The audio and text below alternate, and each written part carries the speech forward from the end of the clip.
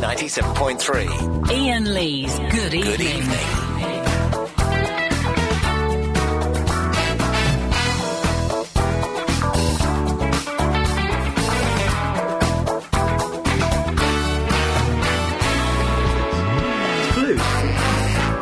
No, it's green.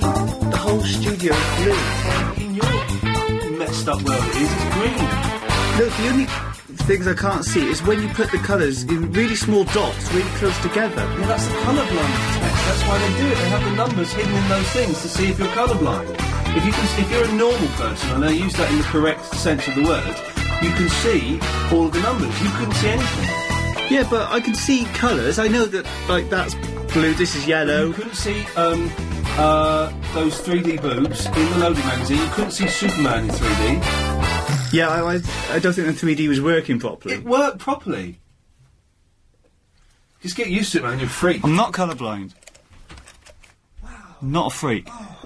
I meant to get some different headphones. Never mind. These will do. Oh, will they? No, hang on a minute. It's, yes, 1, 2, 1, 2. Yeah. Oh, these. Because you couldn't get some headphones from next door, because these are cack. You may have had to see them, they're kind of like the grey things. Do you see greys? I can see grey! Yes, alright, no, you do that, let's... 0870 9090 973, controversial... Oh. Controversial news that my producer is actually a colourblinder. He's played a colourblinder. I, of course, don't see colour, but, you know, but he doesn't see, like, greens and reds and stuff, so... Anyway, 0870 9090 973, little bit of a tidy up there. There we go, bish bash bosh. Yes. It'll be worth it. It's going to be a good show tonight. It's going to be worth all this banging around. Actually, I think these... OK, calls go straight to air. Line 6, you're on the wireless. Good evening to you. Oh, good evening. Blimey, you've got the loudest voice in the world. I mean, the meters, it. Yes, good evening. Good evening. How are you? I'm confused. Chris may be a colourblind, but I think there's something going on with my ears, because... I'm also a bit colourblind. Yes, right, what do you want? Well, I thought I'll do a Pradi in unison with my wife, in harmony, rather. Pradi! Oh, when you say in harmony, you actually mean vocal harmony, not the sex shop on Oxford Street. Yeah, you're absolutely right. OK, you should go in there. It's an interesting place. OK, I got to go now. Thank you very much, Mr. Lee. Good evening. Yes, 0870 9090 973. Start the show as we always do in the weekdays. Natasha's favourite section. In fact, I might just start calling this Natasha's slot. I don't know. Because she likes it so much. Your calls go straight to air. Line 8, you're on the wireless. Hi, Anne. It's John from Kent. It's John from Kent. Hello, mate. I'll be as quick as I can. Please, please do. I've got good news. Oh, yes. Well, good news, bad news. OK. I'll give you bad news first. Please do, yes. Your arse not covered because my friend Carper is still a bit sick, yeah? That's the bad news. That's bad news. Good news. Yes. You're going to America next week, isn't it? Going where? You're going to America. Where? You're going to America next week, isn't it? America, yes. You're going to America. Ooh. What it is, I made a couple calls across the water. Yes. And if you're going LAPD, if you're going lapped LAPD, yes, I can maybe get you covered if you're going LA. I'm going to LA, so I guess the LAPD would be the boys to do it. Yeah. The lapped boy, you call them lapped. The lapped boys, do I? No, lapped. LAPD. Lapped.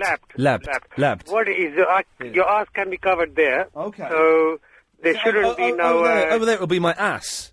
Your ass will be covered. They'll be covering my ass. There should be no George Michael incident over there for you. Oh, OK, not sure. You should be OK. Yes. Protection is offered. So that's the good news. Good. Well, John, thank you for that. No problem. Anytime you want something, just call. Yes, it says any time that I do want something from you, you can't always deliver. I wonder if my PSP's turned up yet. I broke my PSP last night. Boring, but upsetting to me. Yes, line 3. We'll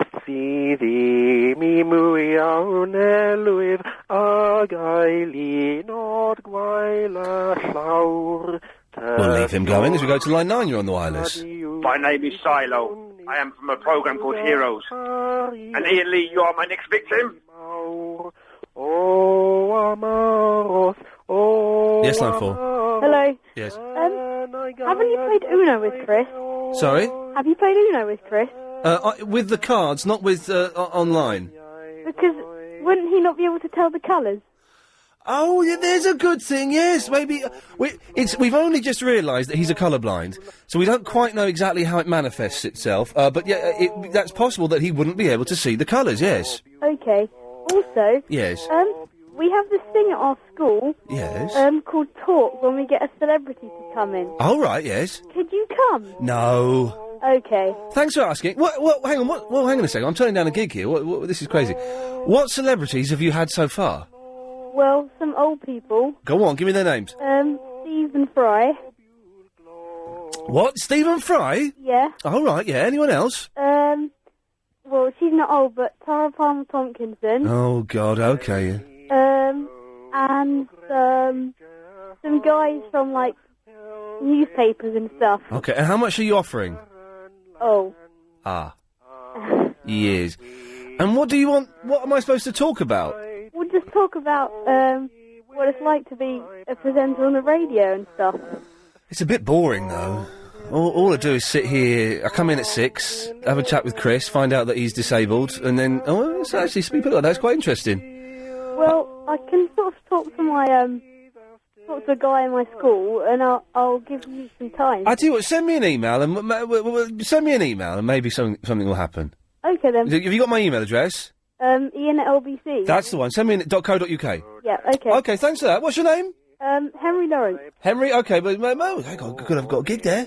Be nice, wouldn't it? From Glen to Glen and down... Yes, line 1, you're on the wireless. Dragon meat sausage. Oh, that's it. Oh, there we go, he's back. He's full of spunk and he's ready to go. He's been a bit down recently, that young lad, and it's good to, Yes, line 10, you're on the wireless. Rocky. Oh, this presents me with a dilemma. Rocky. But come ye back, Rocky. Don't have the technical capabilities to do any more. Oh, hang on a minute, maybe I do. Rocky. I'll be I'll do it. Yes, line 7. So you have to speak up. Oh, Daddy. I'm going to America on Tuesday. Next Tuesday? Yes. Right. You have to speak louder because you're on the same fader as Looney John. Rocky. Did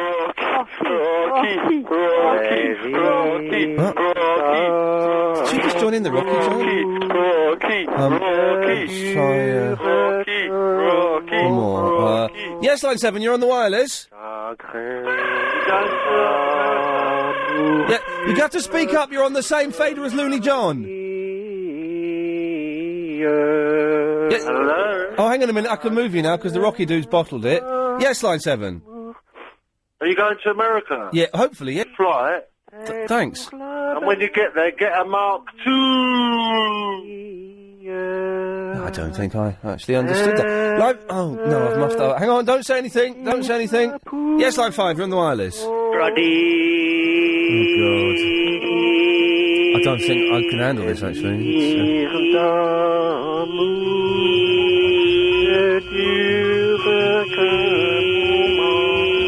It's a bit of a mess, isn't it?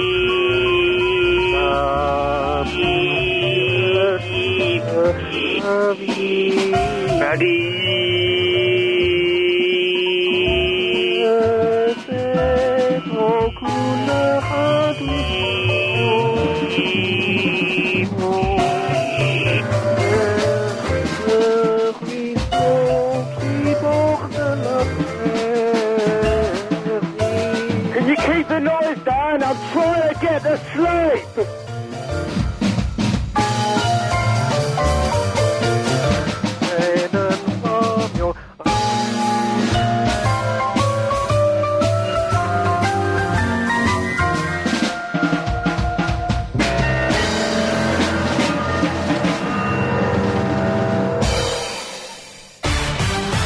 Time now to get the latest LBC 97.3 travel news. Alan Joyce. And the A3 has no goes. The petrol contamination crisis could be due to silicon getting into fuel. Initial tests reportedly show traces of the chemical, and it's believed it may be causing engines to switch to emergency settings. More tests are now being carried out. Ray Holloway from the Petrol Retailers Association has told LBC some silicon should be present. There are additives, as you know, added to the oil in order to provide an effect in the motor car. It would be used to prevent the fuel foaming, becoming sort of a problem in that sense. But very, very, very small quantities of it would be present in the fuel. A London-based children's charity's pulled out of Iraq, blaming the deteriorating security situation. Save the Children closed its offices in Erbil in northern Iraq yesterday after operating in the country for 15 years. The charity says the ongoing insurgency has made its work increasingly difficult. Nearly 2,000 people have been evacuated from Columbine High School in Colorado due to a bomb scare. 12 students and a teacher were shot dead there in 1999 by 2 pupils. Jim Shrees is from the local sheriff's office. We've had more than one call into the school, and at this point we have found nothing to lead credence this is a credible bomb threat. Although we're not taking this by any means lightly, we're taking it very seriously and we're going to do everything we can to preserve the safety of the students and the school. Charlotte Church and Gavin Henson have announced they're expecting a baby. The news has been confirmed on Charlotte's website and she says she's delighted. Rumours started recently when she didn't have a drink on her 21st birthday. Remember, there's news to go on the LBC Plus page of our website, lbc.co.uk. London's Travel, the A3's closed heading out of town from Tolworth to Esher because of an accident at Hook, causing long delays across southwest London. London's weather for tonight, cold with clear skies, a minimum temperature of 1 degree Celsius. This is LBC, it's 7:03. I'm Alan Joyce in the LBC 97.3 Travel Centre. As you heard Jonathan mention there, the A3 is completely closed heading out of town from Tolworth to Esher following an accident at the Hook Junction. We can confirm in the last 15 minutes or so that it has reopened into town from Esher towards Hook, but it's still causing serious delays on all of the alternative routes. So basically, many routes across southwest London facing severe problems this afternoon and this evening. Do update us on the jam line 08000 68 60 80. Also very busy around Hammersmith because of the NME Awards taking place. Bering Road in Grove Park is closed with an accident just by Chimbrook Road, which is right by Grove Park train station. And the High Road in Wood Green still very slow both ways past the roadworks at Westbury Avenue. London buses have been reporting delays of around 45 minutes there. And as for the motorways, the M4 looks to be worst, heading out of town slow from the M25 out to Maidenhead at junction 89, where the traffic lights are not working on the junction roundabouts. Tubes and trains, though, at least are running OK. Your next update in 15 minutes. LBC 97.3 Travel with Confused.com. Tired of searching for car insurance online? Confused.com, make it simple. Order! Would the Right Honourable Member please confirm to the House that before surrendering an endowment policy back to the Life Company, one should always call AAP first? You could get more money from AAP. Call AAP now on 0845 073 1960. That's 0845 073 1960. Sidi Maroof is the new member of the Marouche family, and it's got a bit of a twist. It's a restaurant with spice, serving up delicious Moroccan cuisine from midday till the early hours. Enjoy the same great hospitality whilst listening to live music. Sidi Maroof, the new Moroccan restaurant from Marouche. Now open at 56 to 58 Edgware Road, opposite Marouche Gardens. For bookings, call Sidi Maroof on 020 7724 0525. 020 7724 0525. When one thinks of designer names, one thinks of Bond Street, the home to all things stylish. But for me, the real home of designer names is Ballards Lane, North Finchley. That's where you'll find the Curtain Factory outlet and all their designer name curtain and upholstery fabric, which they sell for just $6.99 a metre, excluding VAT. It's designer heaven without the hellish price tag. Visit curtainfactoryoutlet.co.uk or call 0208 492 0093. VAT inclusive price £8.21 per metre. LBC 97.3. Iain Lee's Good Evening.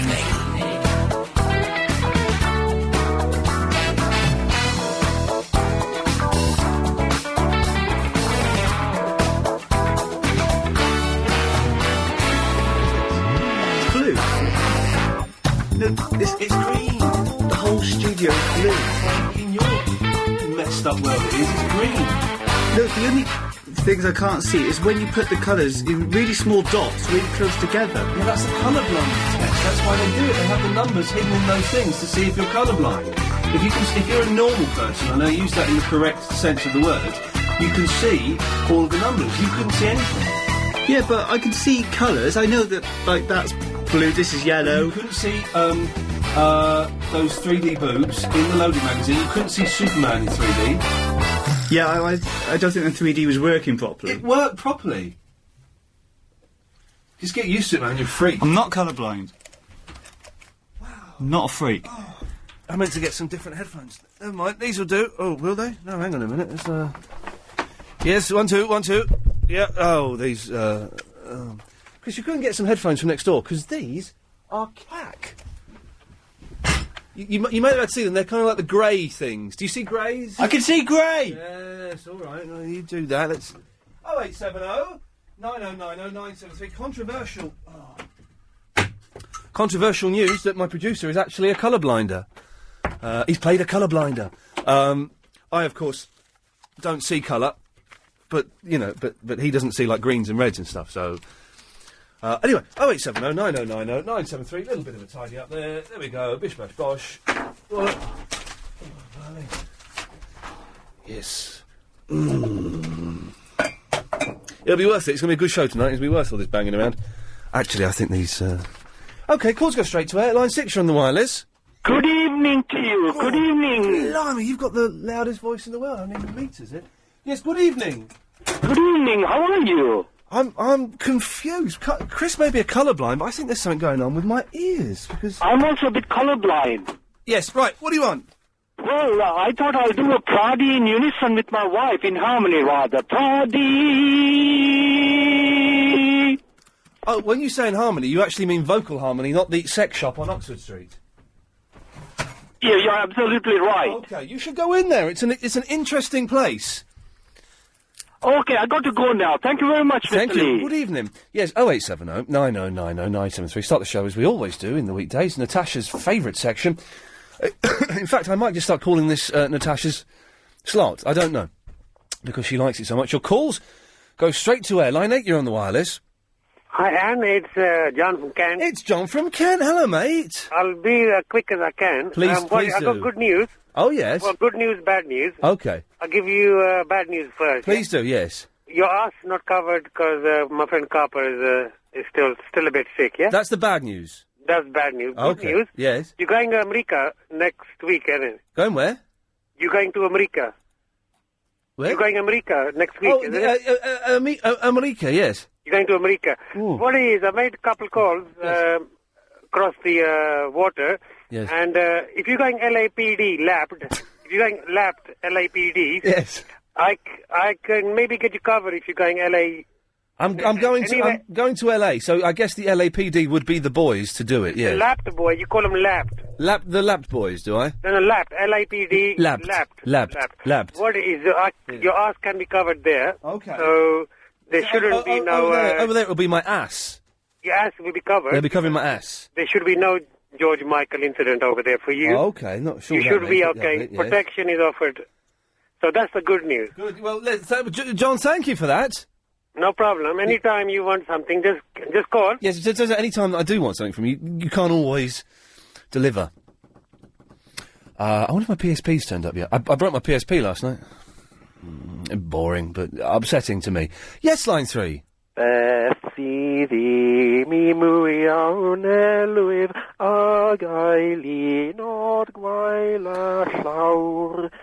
leave him going as we go to line 9. You're on the wireless. My name is Silo. I am from a program called Heroes. And Iain Lee, you are my next victim. Yes, line 4. Hello. Yes. Haven't you played Uno with Chris? Sorry? Have you played Uno with Chris? With the cards, not with online. Because wouldn't he not be able to tell the colours? Oh, yeah, there's a good thing, yes. Maybe we've only just realised that he's a colourblind, so we don't quite know exactly how it manifests itself. But yeah, that's possible that he wouldn't be able to see the colours. Yes. Okay. Also. Yes. We have this thing at our school. Yes. Called Talk, when we get a celebrity to come in. Oh, right, yes. Could you come? No. Okay. Thanks for asking. Hang on a second. I'm turning down a gig here. This is crazy. What celebrities have you had so far? Well, some old people. Go on, give me their names. Stephen Fry. What? Stephen Fry? Yeah. Oh, right, yeah. Anyone else? Well, she's not old, but Tara Palmer Tompkinson. Oh, God, okay. And some guys from, like, newspapers and stuff. Okay, and how much are you offering? Oh. Ah. Years. And what do you want? What am I supposed to talk about? We'll just talk about, what it's like to be a presenter on the radio and stuff. It's a bit boring, though. All I do is sit here, I come in at 6, have a chat with Chris, find out that he's disabled, and then, it's actually, speak like that, it's quite interesting. Well, I can sort of talk to a guy in my school, and I'll give you some time. I tell you what, send me an email, and maybe something will happen. Okay, then. Have you got my email address? Ian at LBC. That's the one, send me .co.uk. Yeah, okay. Okay, thanks for that. What's your name? Henry Lawrence. Henry, okay, but, hang on, could have got a gig there. Be nice, wouldn't it? From Glen to Glen and down. Yes, line 1, you're on the wireless. Dragon meat sausage. Oh, that's it.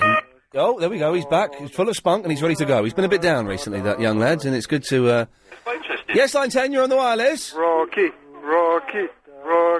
This presents me with a dilemma. Rocky. But come ye back, Rocky. I don't have the technical capabilities to do any more. Oh, hang on a minute, maybe I do. Rocky.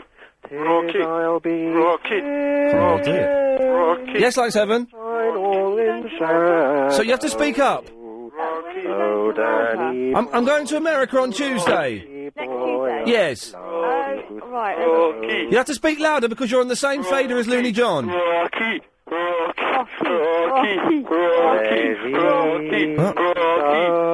she just join in the Rocky John? One more. Yes, line 7, you're on the wireless.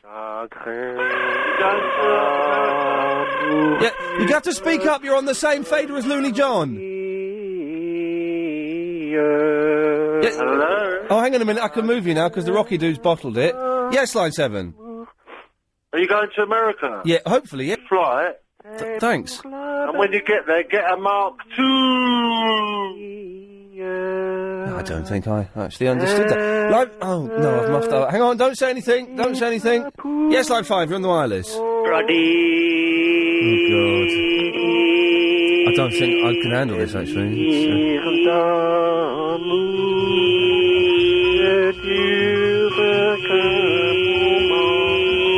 a bit of a mess, isn't it?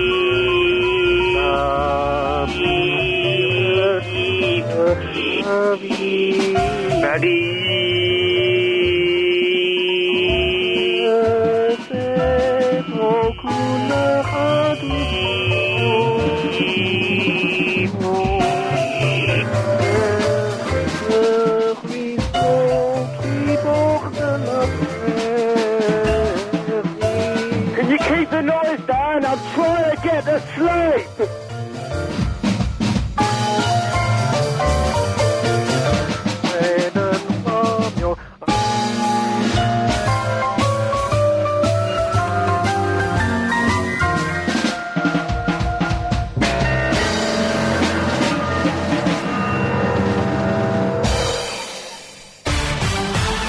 Let's get the latest LBC 97.3 travel news. Alan Joyce. And the A3 has our no-go zone this afternoon and this evening. It's evening. It's Monday morning. If you're feeling a little bit groggy because it's Monday, the weather's rubbish and the weekend's over, stay here. We've got feel-good tunes to put a smile back on your face right here on Heart Breakfast on Heart Digital. This is Toby Anstis and Harriet Scott. So morning. Not the real morning. Just in case you've come over from Heart, because I believe we're advertising heavily. Somehow we've infiltrated their station and we're advertising like there's no tomorrow on there. And that's, you won't be hearing much of him here, which is a shame. I think they should give him a show. I think they should give him this show. I'd like to see Tony Abstis presenting this show. 0870 9090 973. Calls go straight to air. Let's go to line 2. Line 2, you're on the wireless. Yes, Deverinda. impersonator. Oh, I'm glad you've called in, because the real Verinder has seemingly bottled out of calling up. He doesn't call us anymore. Yeah, maybe he's sick. Maybe he is thick, yes. Yeah. So I hear you're going away next week. I'm away from Tuesday, yes. Fingers crossed, as long as my visa turns up. I had a lovely text from the American Embassy today. I don't know why they texted me, but saying my visa is going to arrive tomorrow. Okay. So that's good. But if it didn't arrive, it means you can't go, yeah? It means I can't go, but I'm afraid my replacement is already booked up. So I won't be in next week, whatever happens. So if someone intercepted that visa, then you still wouldn't be able... If the visa wasn't here, I still wouldn't be able to come in, because my... Do you want to know who my replacement is next week? Who? It's Friday's edition of Heart Breakfast. Oh, not Anstis. Oh, well, it may be. Oh. It may be. All right. I think he'd be good. Stay here with me, Toby Anstis, and Harriet Scott. She won't be in. That's just on the tape. She won't actually be in. They couldn't afford her. But Anstis, yeah. All right. Are you crying? No, I got a cold. Sounds like Can you're you not crying. tell? Sounds like you're crying. Yeah, but no, it's the sniffles. Yeah, well, it sounds like you got the tears coming out. Does my voice sound different with a cold? It just sounds a little bit sad. Hey, you know my producer, Adrian Crisp? Yeah. He, turns out, we found out today, he's a colourblind. Oh, really? Oh, really? Yes. Oh, okay. I just wondered, you haven't got any tips for him on how he can get through life, have you? What? Yeah, when the traffic lights, when he's at the traffic lights. Yeah. And when the top one is lit up, then he should go. Okay, excellent stuff. Thank you for that. Line 5, you're on the wireless. Hello, Ian. It's Missy. Hello, Missy. I just want to dedicate this song to our dear friend Natasha. Hey, little hen, when will you lay me an egg for my tea? Oh, lovely, thank you. Talking Filth, was it? Oh, Natasha was on Alison Bell, was she? Oh, goodness gracious me. Dirty Bell filling in for Anna Rayburn all this week. I should get in a little bit earlier. Line 5, you're on the wireless.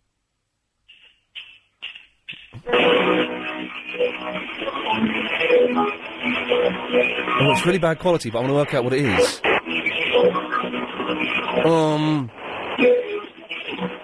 I used to listen to bootleg tapes that were as bad as this, seriously. I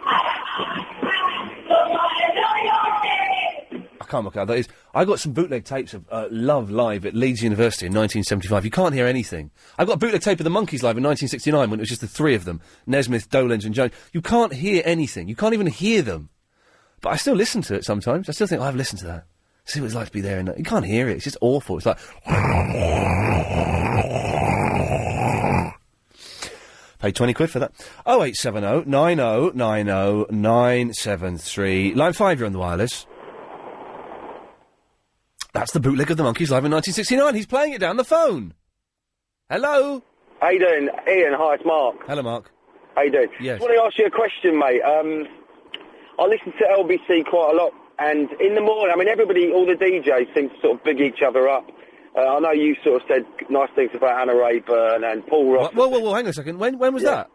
Oh, this is a while... It would have been a while ago, yes. It would have been a while ago, before the incident, yes.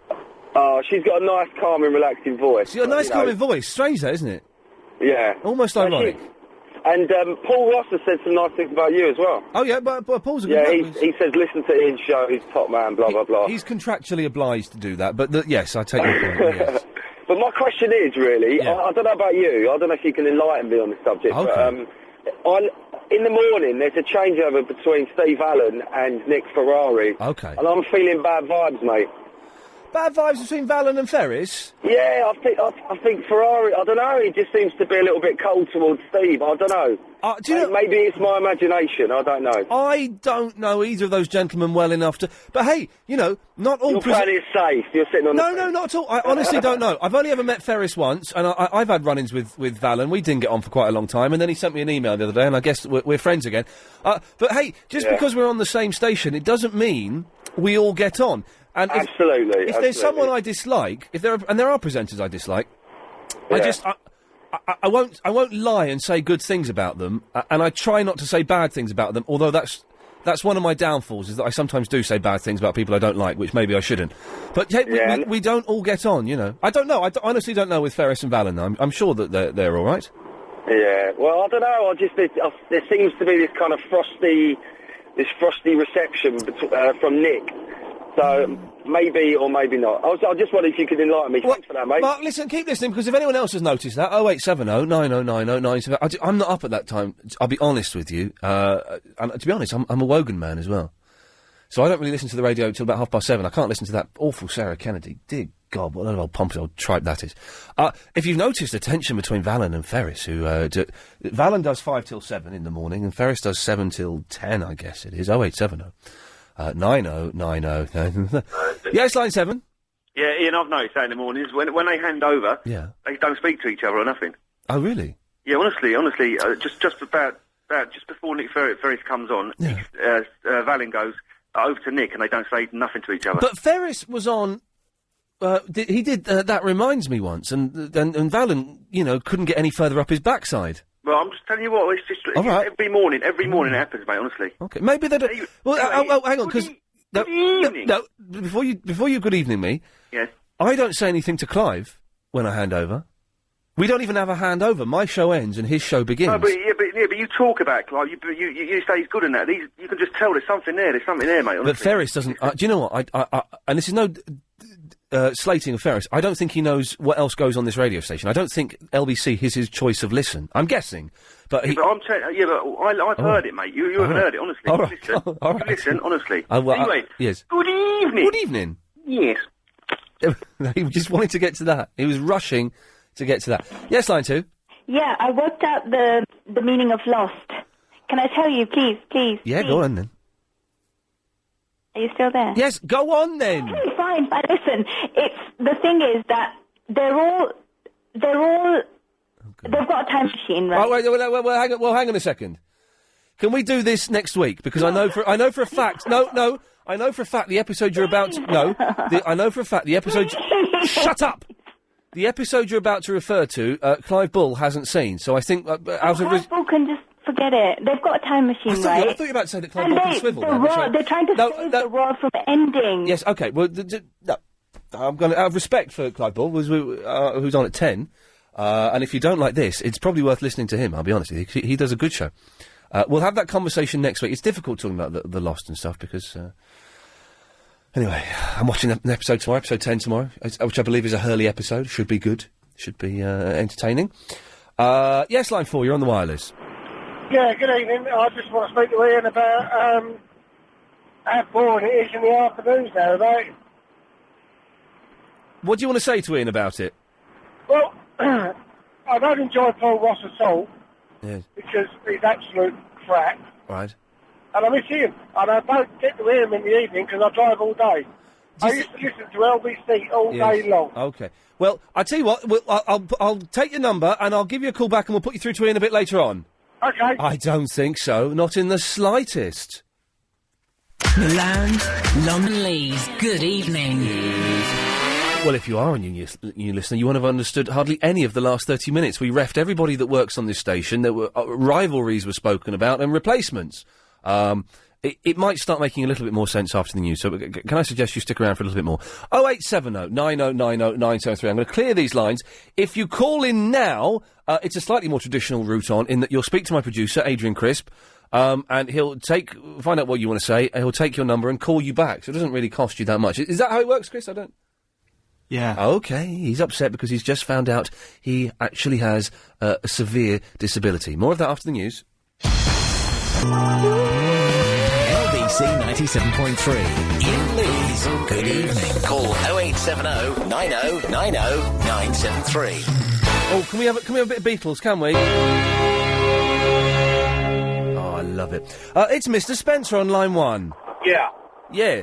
Hi, good evening. Good evening. Good evening. Good evening. I just wanted to ask a question about the visa for America. Yeah, oh yes. Well, why do you need a visa? Because I'm working over there. Ah, beg your pardon. Ah, you see, the old sneaky work plan, yes. No, I'm off there in a few weeks, and I thought there was a visa waiver programme, but you've answered my question, thank you. Thank you, Mr. Spencer. Bye-bye now. Good evening, bye-bye now. What a polite, young gentleman. 0870 9090 973 is the phone number to call. I get off. We've had a lot of emails, and we go through phases of getting. I say a lot. I mean 3 Oh, Ian, I can't phone up because I haven't got much credit, and you phone up, you speak to my producer, Chris, and he calls you back. So you're not on the phone paying for it that much. We call you back. Chris, what the hell is the LBC phone bill like? It must be huge, mustn't it? I don't know. Who's that talking? Oh, it's Kim. Kim? Kim? Kim? Kim? Oh, I don't know. You sort that out, Chris. I don't know what happened. Oh, she's gone now? Well, I'll tell you what. Why don't you... all right, I'll call her back. Hang on, let me move... I'll move Dion for obvious reasons, and I'll give Kim a quick call. You've muffed up my system. I've not muffed up your system. You muffed up your system by being an idiot. Hello? Hello, Kim. Sorry, it's Ian Lee. You're on the air. Oh, I wanted to say to Chris that don't worry if you take the mick out of him for that colour thing. I've got it. Oh, It's really rare in girls, apparently. it is. It's more common in boys. Yeah, and it's really rare in girls, and I've got it. More common in boys, yes. Well, we've only just... Excuse me. Sorry? I said, excuse me, trying to imply I'm a boy. No, I'm saying it's more common in boys. Right. Right, I'm just saying what you said. Yeah, and I'm a girl, and it's really rare in Rare in girls. And do you know what? It's more common in boys. Do you know one thing? It's really rare in girls. Yes, and it's more common in boys. But we've only just discovered that Chris actually is a colourblinder. We only found out tonight. How did he not realise before tonight? I don't know. She's scary, this woman. She's got a bit of an attitude. I don't know. But we went to see Superman 3, not Superman 3, Superman in 3D, and he couldn't see the 3D. And then someone very kindly sent me Loaded magazine, where the boobs this month are in 3D. And so we were having a laugh and looking at them for scientific research, and Chris couldn't see the 3D effect. Oh, Blair! Yeah, and so we then bullied him a little bit and teased him, and then got him to look at a website where they have those numbers. Who discovered that system where you have, like, dots, and then you put numbers in it, and if you can't see it, you're not normal? Yeah, I had that book, and I went to a nurse when I was younger, and I could literally do the first one. Apparently, it's when colours are similar or close together, and we can't recognise the difference between the two. Does it have... Because if you're blind, you've got, like, super hearing, and that's a fact. Yeah. If you're colourblind, do you have, like, any... Are any senses heightened by that disability? Oh, yeah, go on. Or just, use your imagination. We're better at other things. Are you implying you're better at sex because you're colourblind? I didn't say that. Well, what are you saying? Is that your assumption? That's- Yeah, it may be true. That's the I haven't had any complaints. God, this woman's bonkers. That's the implication from your slightly smutty tone.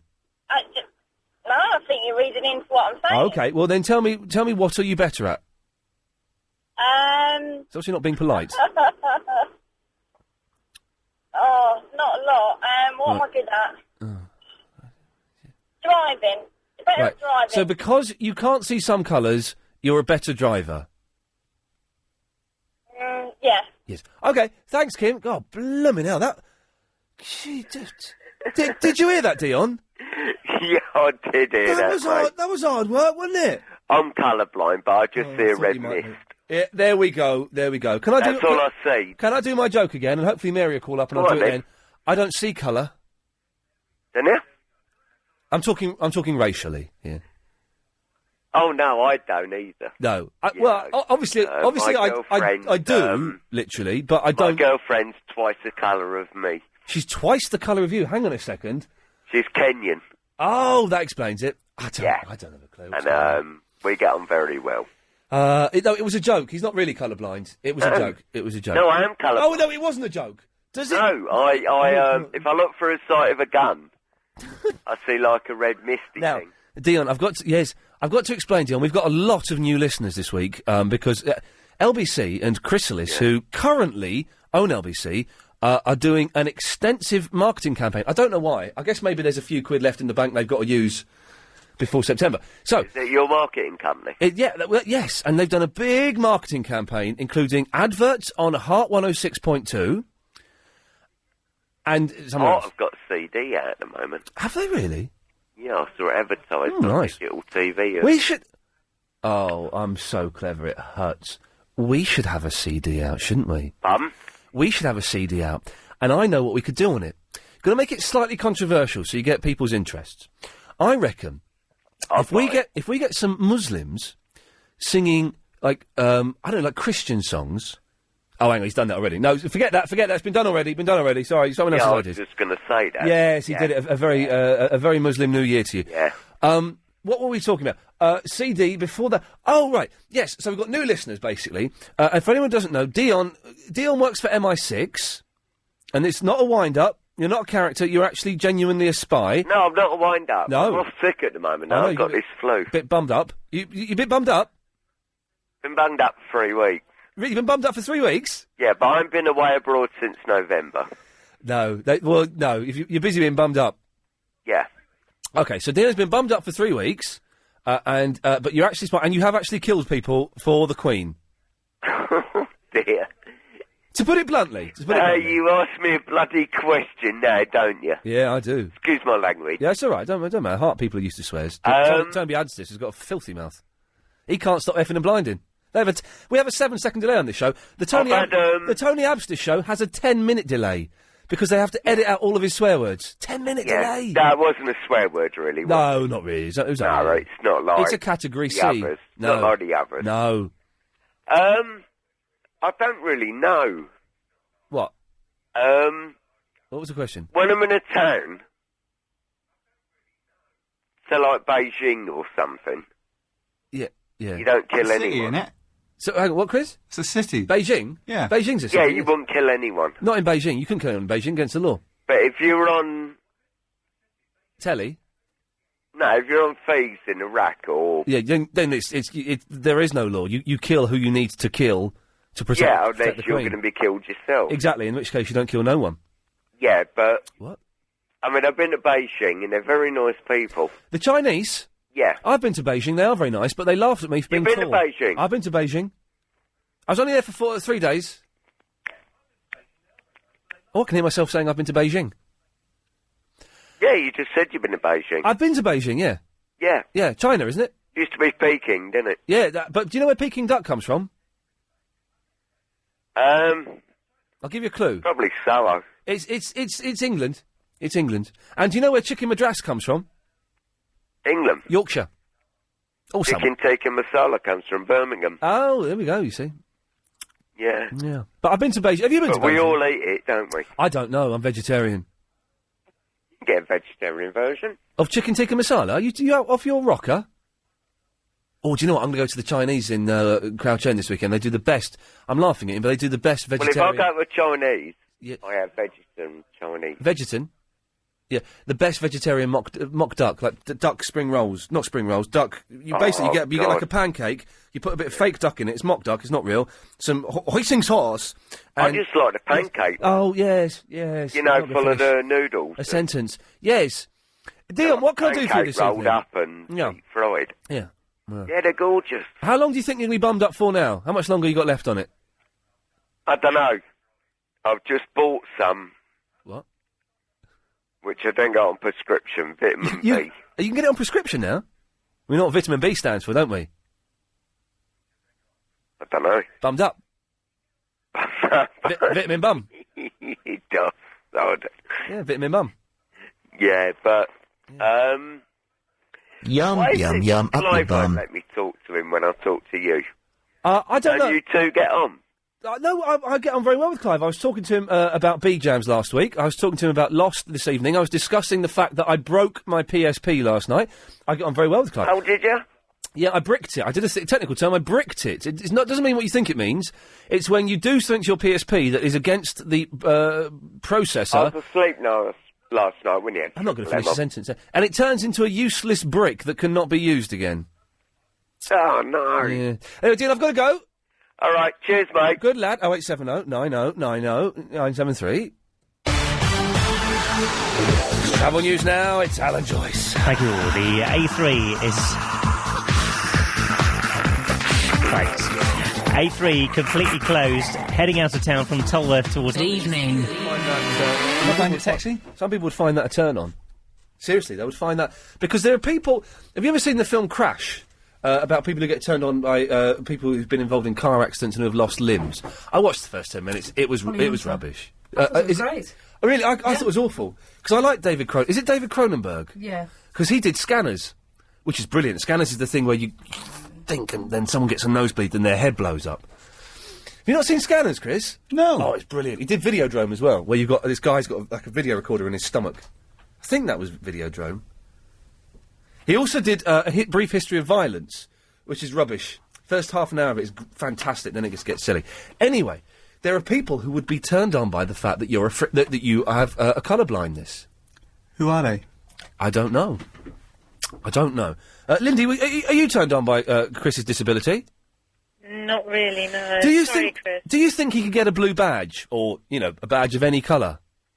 Well, he wouldn't know what colour it was. Exactly. I mean, I'm not making light of this. This is a serious, condition that we're talking about. But I just wondered if he could get a blue badge to help with his parking.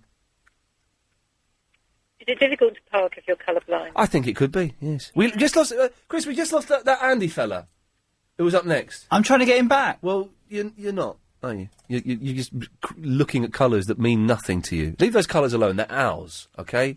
Don't waste colours. Anyway, Lindy, sorry, a little bit of tension in the air tonight. I don't quite know where that's come from. Chris has found out a terribly tragic thing, and I'm bullying him. It's not really. I think you're upsetting him a bit. I think he needs to pull up his socks and come to terms with the fact that things are just... Well, those things aren't going to be different for him, because he's always been colourblind. He just didn't realise. And so far, the only downside is he can't look at Loaded magazine in 3D. Oh, well. Oh, well. Listen, my battery's going to run out in a minute. Oh, well, go on, then say what you've got to say. I can't remember now. Oh, yeah, you were talking about getting a film camera with a sort of film. Yes, to take photographs with instead of the digital camera, yes. But you don't need to do that. What? What I do is I take photos with my digital camera and then I put them on a website and they send them to me in little packets. What, printed off? Yeah, it's really cheap. It's called Photobox. Really? Yes. But the thing is, though, but no. Bad, Lindy. The thing is, I want all of my photos. I want the imperfect ones, I want the mistakes, I want the ones where I don't wind the film on properly, I want the ones where someone's eyes have gone red or someone's blinking, or I want all of those. And with a digital camera... Don't delete any. No, then you end up taking too many. Well, you do with a film one then, don't But you take 24 or 36. But you can take hundreds on the other. I don't want to take... That's it, I don't want to take hundreds. I want to go back... I want to go back to the old days when things were better than they are now. Okay. Yeah. And the other thing was... Oh, yeah. You know you talking about doing some old podcasts of some of the really early shows? Yes, we're going to put one on from February of 2005 when I used to talk about... Not newsy... Well, no, things that were in the newspaper. Can you believe that? I used to do that. Well, I don't think I listened to you then, so I'd really like to hear them. Could they be up for next week while you're away, so we can listen to them then while you're away? Well, I don't know. It's entirely up to... No, well, first of all, you got to listen to Tony Abstis when he fills in for me next week. Well, I will, but during the day, I podcast. I don't know. Let's go over to Producer's Corner and speak to Adrian Crisp. Crisp? If I can find them. You had... Well, no, let's stop you there. You had one on CD the other day. You showed it to me. Yeah, but maybe I won't know it because I don't know what colour it is. Oh, he's just being stupid now. Maybe not. I'll try and bully him tomorrow, Lindy. All right, then. Thanks. Thank you. Bye-bye. Yes, Bye. Lindy there, talking about the LBC. I'm doing all the housekeeping tonight. I haven't done it for 2.5 years. I might as well have one night of getting it all out of the way. The podcasting system. Are you a podcaster, Alan? No, I'm not. OK. Well, you could be if you go to lbc.co.uk. No, I couldn't be. Why? I haven't got an iPod. Have you got a computer? No. You haven't got a computer? No. What are you talking about? Even my mum's got a computer. Yes, it's not plugged in, and the phone line isn't connected to it, but it doesn't matter. It's a computer. It's in the house. I don't need one. Why? I've got a life. Oh, OK, fair point. Well, if you haven't got a life, go to lbc.co.uk. You can subscribe to the podcasts of all the old shows going back to the beginning of last year, but we're going to put some really old ones going back to the beginning of the year before that up there soon for your pleasure. I'll get one then. Yeah, good lad. Anyway, Alan, what can I do for you? A couple of things. I was thinking of joining MI5 myself, but after that 3 weeks of that, I don't think I'll bother. Yes, it sounds quite intensive. Yeah. Yes. But what I was ringing up for, I was having a drink last night in the West End. Oh, right, yeah, boozer. Yeah, and I bumped into this bird. Yeah. And she claimed to be Steve Allen's wife. What? Yeah, that's what I thought. I was just, I mean, you're pally with him. Yes. So I just wondered, I mean, she was about 4'7". Yeah. Long bubble perm. Yeah. Wooden leg. Quite busty. She sounds Would that be her? That sounds about right. Yes, I've seen him with a ring on his finger, so I guess it could be. Yeah. She offered me a lift, but I was a bit dubious. Well, Alan, you should always be dubious if someone offers you a lift. I'm just freeing my dump button just in case. Well, thank you for that, Alan. No worries. Anything else? It's probably for the best. Yes. Dear me. 0870 90 90 973 is the phone number. Let's go to Veronica. Hello, Veronica. Hello, Mr. Iain. Hello there, Ms. Veronica. How are you? I'm fine. It's kind of like a laid-back jazz vibe tonight. Oh, nice. That's nice. Nice. Nearly the weekend, eh? Huh? Yes. What are you doing at the weekend? Nothing. Probably I will stay at home or go to some pub, maybe. I'm going to go to my mum's on Saturday, take her some shopping. Oh, nice. And then Saturday evening, I'm going to stay in, watch telly, and eat food. I might go to the... that's what I'm saying. I might go to the Chinese restaurant in Crouch End on Saturday night. Oh. So if anyone wants to find me there, I'll be signing autographs over my mock duck, yes. Where is that? Yes. Where is that? What? Where is that place? Crouch End? Mm-hmm. It's North London. Oh. Yes. North London, where am I? Your Potter's Bar? Yeah. Yeah. I am... Yeah? Yeah, okay. Yeah. Okay. Oh, dear. Okay. Anyway, Veronica, what can I do for you? Well, I wanted to call you on the free hour with my boyfriend, and I wanted him to sing with me the... Does your mum know you've got a boyfriend? What? Does your mum know you've got a boyfriend? Yes, my mum knows I have a boyfriend. Okay. Does she know you're using the phone tonight? She's not really here. She's in Greece. Oh, really? She's let you stay on her own while she goes on holiday? Do you know how old I am? Yeah, you're about 13, I'm guessing. Oh, no, I am 25. Wow. Are you Greek? Yes. Oh, kuklamu. Kuklamu. I can say one other thing, but it's a little bit rude. Hang on a minute. How does it go? Uh-oh. I might get this wrong. Uh-oh. Oriagolo. Oh. Did I say that right? Do you want me to say it correctly? Oh, but I mean it as well. That's so rude. It's not. I mean it as well. Oh, yeah. Well, I have it as well. I bet you do. Veronica, we'll carry on this slightly mucky discussion after this. Are you looking? Iain Lee's Good Evening. Okay. Right, Veronica, what did you want? So I wanted to sing with my boyfriend. What's that? Hey, little hen, when are you going to lay? Oh, okay, yes, let's. Mighty. You're going to sing it with him, are you? Yes, I wanted, and now he doesn't want to sing with me because he's very bored, and he's in the bathroom. Idiot. And Well, go. It doesn't matter if he's in the bath. Go on. Go on with him. What? Alone or with him? I want you to do it with him live on the radio. Okay. I knew you were going to. And he's actually in the bath, is he? Sorry? He's in the bath. In the bath, yes. Well, this is actually romantic. And are you gonna get in the bath with him? And your Oliogola? No. No. Oh, okay. Okay. I think we can get away with saying yes. that. I think you have to sing with me. Oh no. Yes, you have. Is he a Greek as well? Yes, he is. Oh, for goodness gracious Yes. me. Okay. There we go. 1, 2, 3. Hey, little hen. When will you lay me an egg for my tea? That's all. Did we record that? Is that we'll have that as the Greek hen, if that's all right. Thank you for that, Veronica. Well, okay. Your boyfriend, is he Oriogolo? Okay, yes. Okay, but get him to stand up and have a look at it. Seriously, I want to hear the water dripping off his Greek body. Do you want me to say that in Greek or? Yeah, I want you to I want you to tell him to stand up in Greek. Okay. I want to hear the water dripping off him. I want you to tell me yes or no. Does he have one? Okay. Γεια σας λίγο όρθια θα δω αν έχεις ωραίο κόλλο. Okay, he has. I didn't hear him standing up. Yes, he's standing up. Is it? Give it a slap. You hear the water and all. What's going on? But I want you to slap it. What? Slap it. There we go. Oh, God. Thanks, Veronica. Okay, there we go. I think we started something there. And it's a little bit of Greek mucky fun. There's no harm in it whatsoever. They invented a lot of it. Nigel. Iain. Good evening. How are you, sir? Very, very well.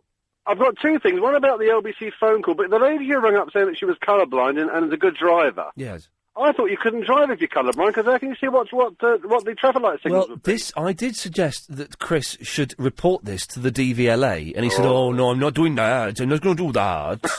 So I don't know if anyone knows the rules on colourblindness and driving. Could you give us a call? 0870 90 90 973. Now, phone bills. Yes.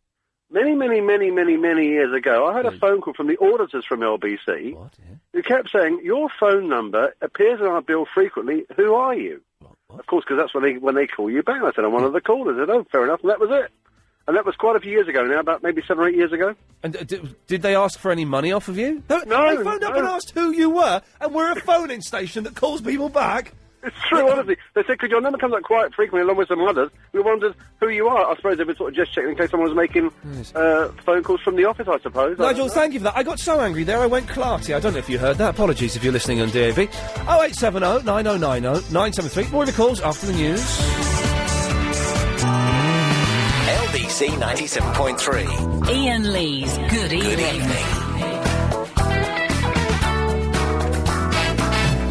A lighter charger in there as well. Yeah, nice one. Yes!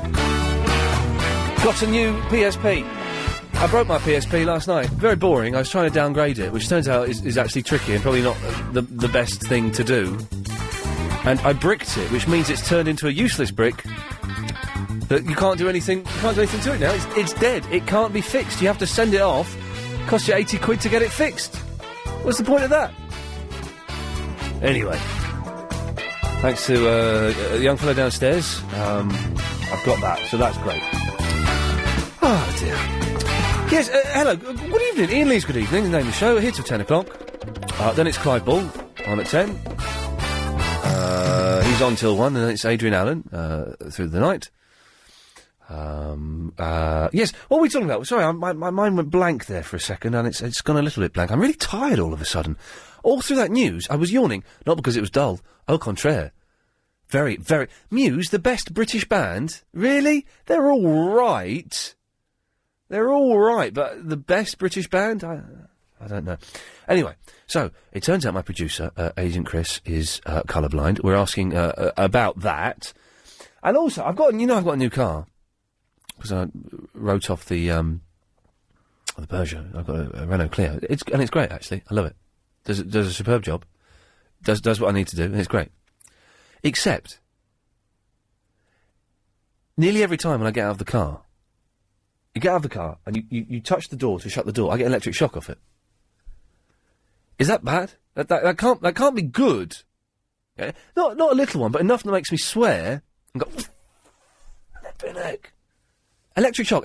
Chris, every time I close my car door, nearly every time I get an electric shock. Change your shoes. Why? It'll be to do with your soles of your shoes. Really? Yeah. How do you know that? Because I change my shoes when I get shocks. Have you ever wired a plug before? Never. Good. Don't. You can't. You can't wire a plug. Why? You can't see the colours of the leads. Which colours? There we go, you see, exactly. That's a walking death trap. Maybe I changed my shoes. I haven't got any mats in the car. I forgot that when you buy... Well, I didn't forget. I thought that the car giant would give me some mats to put my feet on. There are mats in the car. I've got to buy those. Anyway, if anyone knows what I could do about that... Giselle, do you get electric shocks off your car? Who's this? Hello? Yes, Giselle, it's Iain. What do you mean, who's this? You phoned us. Oh, no, you phoned me back ages ago. Yeah. Hello, how are you? Yes. Do you get electric shocks off of your car? No, my car isn't that bad. Oh, okay. I get getting electric shocks off it, and it's a little bit worrying. Yeah. It's worrying about... I tell you what, this is true, okay? And I don't know... I'm not normally a panic monger.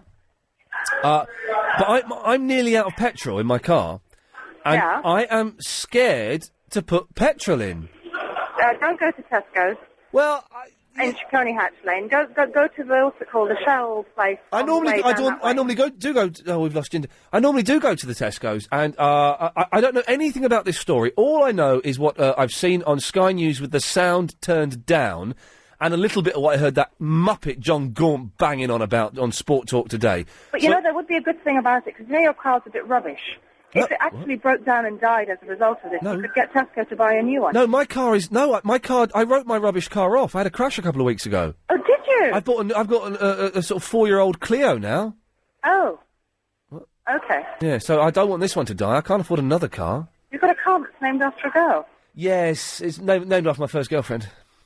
It's not. She was called Kerry. I don't think they do a Renault Kerry. No. Anyway, Giselle, what can I do for you? I can't remember what I called you. I called ages ago, and I'm in a bar now with my friends. You having a bit of a booze up? No, I don't drink. Oh, well done you. I'm having a mango cocoa with no ice. A mango cocoa? Yeah. What's that? That sounds nice. Mango juice, passion fruit juice, and coconut. Oh, it's usually on ice, but I'm not having it with ice. That sounds lovely. Is it like a normal bar you're going to? I know, it's a shishi bar. A shishi bar? Yeah. What's a shishi bar? Well, it's sort of a swanky bar. A what? What did you say? Swanky? Swanky. She said swanky. Oh, you're being rude. No, I honestly, on the phone, this is absolutely true. S's and F's don't always come across, so sometimes Anyway, let's not dwell on that, Isabel.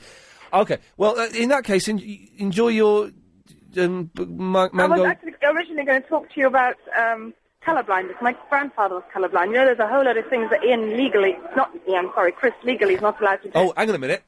Professionally. You've just given me an idea for a TV show. What? Oh, and this is brilliant, and this will easily get on Living TV. Iain Legally, right? And what I do... Oh, this is brilliant. It's like Judge Judy, but it's Iain Legally. And I'm like Judge Judy, and people come in with their cases, and I say, yeah, but legally... this is what I do. I say, yeah, legally, you should pay her back that £100 and that packet of cigarettes. But I say you don't have to, and in fact, she owes you more money. Iain Legally. Yeah. You need to iron out a few of the flaws, but I think it could work. So what couldn't your grandfather do legally, Iain Legally? Couldn't go into the armed forces. Excellent. Chris is going to get out of it. Oh, brilliant. Couldn't drive a train or an underground train. Good. He couldn't fly an aeroplane. Okay. He wasn't allowed to be a truck driver or a taxi driver. Is it worth? Because I said to Chris, well, you should go to the doctors and get this diagnosed properly. Yeah. And then he said, rightfully so. Well, why? What's that going to do? How old is he? I don't know, Chris. How old are you? Are you 25, 26? What was it? Yeah. Well, I mean, he's lived this long without realising he has it. It doesn't really matter, does it? It hasn't affected him in any way. Does he drive a car? Yes, unfortunately, he does. How does he know when the car...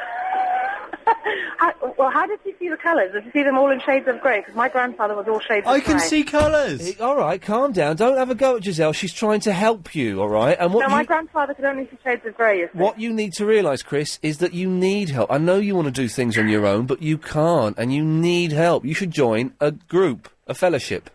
Join a fellowship. Well, Giselle, thank you for that. Okay. Are you on your own? Are you trying to pick up guys No, tonight? I'm meeting a girlfriend of mine. There are lots of eligible young men here, though, yeah. Any you've got your eye on in particular? No. Okay. Well, if you do cop off, let us know, Giselle. We will. Thanks very much.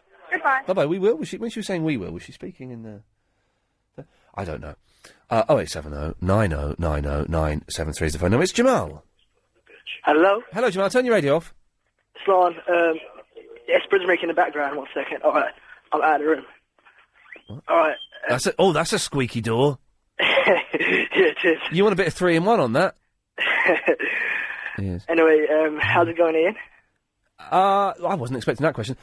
Listen to this. I've had a PSP delivered. PSP? I ordered it. Get this. I ordered it on the eBay today. Right. Bought it on the eBay today. Have a look at it, actually, see if it's all in there. Bought it on the eBay. Yep.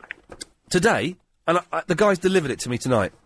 How come? Because he's a flipping legend. That's how it comes. Look at that. Oh, is it working? Let's have a... Hang on a minute. How much did you get it for? 100... well, it was a little bit more than perhaps it should be, because it's had some things done to it. Oh. Listen to that. Isn't that nectar? Isn't that a beautiful, beautiful sound? The battery's charged up. Oh, look! He's put my name on it! That's blown my mind! Iain Lee LBC! Where? On the screen? On the screen, he's done that! How's he done that? A bit too much, in my opinion. You think that's a little bit geeky? I feel bad, Chris. I should have gone down and met the fella. Oh, never mind. Oh, he's got Crash Bandicoots on there. Oh. Cool. Yeah. Hang on a minute. Go on, you carry on. Yeah.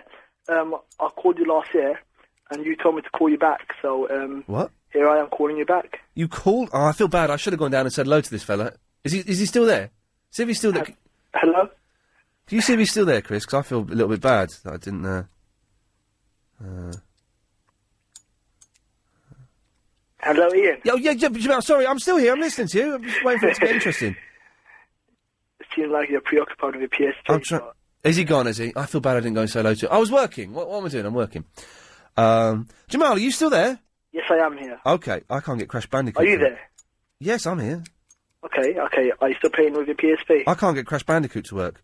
Oh, hang on a minute. Oh, there we go. Is it working now? Oh, I can't even begin to tell you what's on this, what's on here. What is it, porn? That was not porn. I've got porn on my... What are you talking about? Sorry, Jamal, right. What were you saying? Okay, I called you last year. Sometime. Yeah, this is what a PSP looks like. I've never seen it. It's good, isn't it? It's got like the screen's fantastic. You're taking the micro now, aren't you? On my... Have a go at that. Yeah, sure. Hang on. Let me get it all. Sure. Yeah. Let me get it all set up. Hang on a second. Touch it to the telly. You can do that. Take your time, Take your time. You can put DVDs on there, the films. No. Yeah. Hang on. I've got Crash Bandicoot going. Hang on a second. There we go. Listen to that. Oh, it sounds fun, doesn't it? Amazing. Shut up, Jamal. I'm trying to do this. Right, was there a point to your call? Yes, there was a Right. Well, I have to wait because I've got to do the travel now. Yeah. Alan Joyce, get on with it. Right, the A3 is still completely closed heading out of town from the Hook underpass to Esher following an accident at the Hook interchange. Now, we're still looking at serious delays from Shannon Corner, and London Traffic Control have just updated me to say it could be closed until around midnight tonight, so it's still causing serious delays on all of the surrounding routes. Do add your updates if you're stuck in that one. 08000 68 60 80. Can have a play afterwards. Barring Road in Grove Park is closed with an accident just by Chimbrook Road, just by Grove Park Station. Sutton's Lane in Hornchurch is closed in both directions with an accident at Haxton Drive. And Euston Road is slow from the Euston underpass towards Euston Station. I hope someone's hearing this. Stevenson's Way in Watford is partly blocked with an accident just by Beach and Grove. The emergency services are still on the scene there. And at Wood Green, the high road is slow. Past the roadworks at Westbury Avenue. On the train, South West trains have delayed between Feltham and Ashford. If you're bothered by that. LBC 97.3 travel. Your next update in half an hour. Get in there. Please, good evening.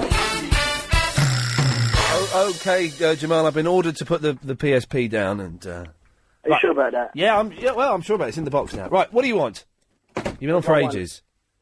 I'm crazy. What about? Sorry? Yeah, crazy about what? I thought you said I'm crazy for a second. Are you crazy for a second? I could be, but I thought you just said I'm crazy, but... No, I said, what do you want? You've been on for ages. Well, you were playing with your PSP, weren't you? So I can't really... Well, no, I can talk and play with my PSP at the same time. I listened to Alan's Travel. Okay, so...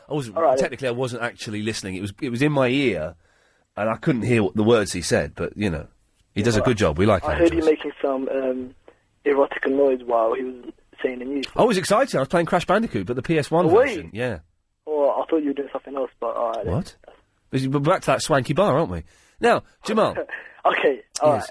Okay. Yes. Hello. What do you want? What do I want? Okay, I'll tell you what I want. What I really want is... I want a zig-a-zig. Ah! That joke's 12 years old to this very day. I was going to sing that, but I thought, nah, I won't. They're going to get back together one day, aren't they? Well, yeah. It's inevitable. It's inevitable. Just like it's inevitable that Robbie Williams will do a concert with Take That. It's inevitable. These things always happen. Yeah, and it's inevitable that Iain Lee is going to hit Nick Ferrari one day. Is that not true? It's not inevitable. Oh, I have no reason to hit Nick at the moment. It's not impossible. I haven't hit anyone. When was the last time? I haven't hit anyone. Can you take him on? He's a big lad. I know. You know, sometimes when you punch a fat lad, they don't feel it. You're giving your best punch, and they sort of just bend over, then they stand up twice as tall and say, "Is that all you've got?" So exactly. Would be pointless. How about James O'Brien? Is he? I could take O'Brien out easy. Do you reckon? Oh, I could take O'Brien out. Like, yeah, not a problem at all. I'll tell you one person you can't take out: Clive Bull. In a fight. Yeah. He's pretty, bullish.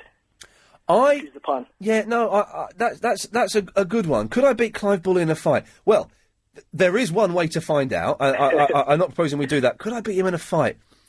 Probably not, actually. Listen, I'm not very tough, so I don't want to come across, make out I'm some tough guy that...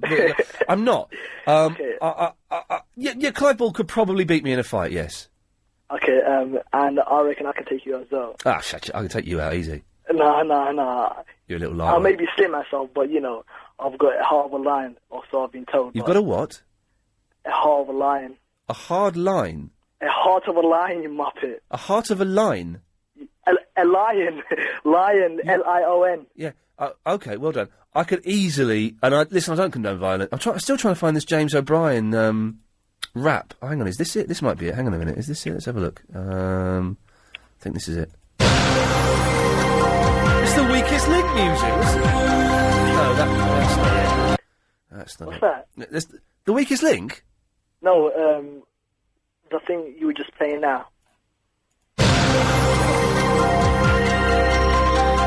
It's the Weakest Link music. Why are you playing the Weakest Link? Because I thought it was the James O'Brien rap, which I did find once before. And now... Is him actually rapping? Yeah, he did it, and I can't... You can't rap? Well, that's what I want to play to you to prove, but, it's annoying, because I did find it once, and it was hidden in a folder that you wouldn't have Basically, I've got a computer system here called Burley, which has got lots of folders and files and bits and pieces in it. Right. And I've got a folder, Clive Ball's got a folder, and it was hidden in a folder that you wouldn't have... Oh, hang on, here it is. No, that's not it. London's LBC What is that? 97.3 0870 90 David Prever. No, that's not it. Oh no, I do like that.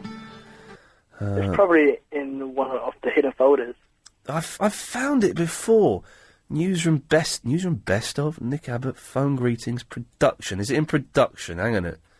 No, it's Have you not. got any explicit photos on your in any of your folders? Not photos, it's all sound clips, but I've got clips. I have clips in here that I'm not allowed to play on the radio, that we shouldn't probably even have. What, are they over 18 material? They are certainly XXX. You've got to be XXX. 36 years old, 54 years old to hear it. That's how that joke works. Hang on, let me try one more. It's not going to be in Viger. Let's try that one. Wouldn't be in Christmas Carols, would it? It's in a folder you wouldn't expect it to be in. That's... What's it called? James O'Brien rap. I seem to remember finding it under... Is this it?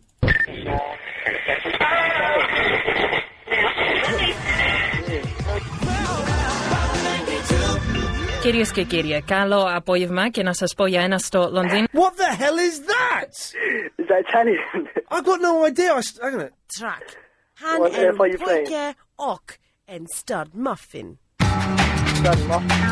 Here we go. Here we go, this is it, I think, isn't it? And this is the music they use. J.O.B. rapper and... Here we go. My name is James and I'm a rapper. I beat the trash, look like a dapper. I walk the street from LBC and my taxes I pay at 40 PC. Mad, I'm bad and I ain't lying, so you better not mess with J. O'Brien. Listening to this, I hope you're not crying. Round of applause, at least I'm trying. I work the streets for the LBC. I work the streets for the LBC. I work the streets for the LBC. It's straight to the O to the O to the B. I work the streets for the LBC. That's it. Yeah, you ask if I could beat that man in a fight. Yes. You clearly can. Yes, I think. Here we go. Kenobi, live each day on LBC, so lock your dial 971. Phone up, get down, stay clear of the libel. Come follow us over my radio Bible. Who was fucking, he killed his wretch and his wife will kill him. He called her his bitch. I work the streets for the LBC. I work the streets for the LBC. I work the streets for the LBC. It's straight to the O to the O to the B. I work the streets for the LBC. I work the streets for the LBC. I work the streets for the L to the C. It's J to the O to the J to the B. I don't need to play. Oh, dearly me. He should release it as a single for Red Nose Day. Anyway, Jamal, yes, I could beat you in a fight. Anything else? Yes, I'm bored of you now. Right, so, he's good there, isn't he? He's got it there. That's not him. Oh, is it not? Oh, no, that's Bill Buckley. That's Bill, isn't it? Have you heard Bill Buckley rapping before, Ken? Yeah, hello? Yeah, have you heard Bill Buckley rapping? No, I haven't. Listen. Big up all the massive, yeah, fire! God. He's good. He's better than James, isn't he? Oh, I'm not impressed very much. What, by Bill Buckley's rapping? No. Oh, have a listen to it. Right, this is James, then you're going to hear a bit. This is James. There's some kid, hang on. That's Maxie, probably. Oh, yeah, I'm bored of that now. Right, yes. You're not impressed with Bill Buckley's rapping? Not at all, no. Shame on you. Shame on you, Kenneth. Right. Can I call you Kenneth? Well, no, Ken. Can I call you Kenneth? Bit fancy, Ken, isn't it? But I'm not saying Kenneth, I'm saying Kenneth. Kenneth? Kenneth. No, Ken, I like people who don't say Kenneth properly, say Kenneth. Oh, in Kenneth. Kenneth. Kenneth. Kenneth. I just heard a young lady singing Hey Little Hen. Oh, the Greek lady, yes. All out of tune. I've just recorded an accompaniment on my keyboard. Oh, for the Greek lady? No, this is not for the Greek lady, this is for LBC listeners. Oh, okay, fantastic. And I just want to press a button, we can get started. Okay, well, shall we record this? Helen's very busy on the computer this evening. I'm asking her to record lots of stuff. Can we okay, we've got a bit of tape left. Away you go. Yeah, okay, here we go then.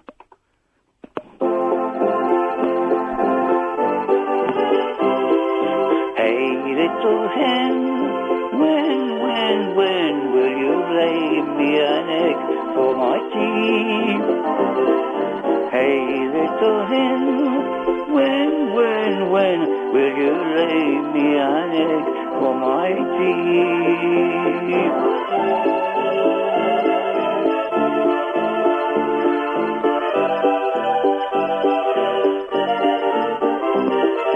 Hey, little hen, when will you lay me an egg for my tea? Yeah.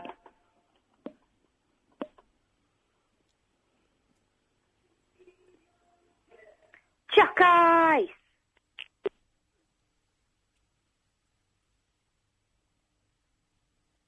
Yum, yum, yum, up your bum.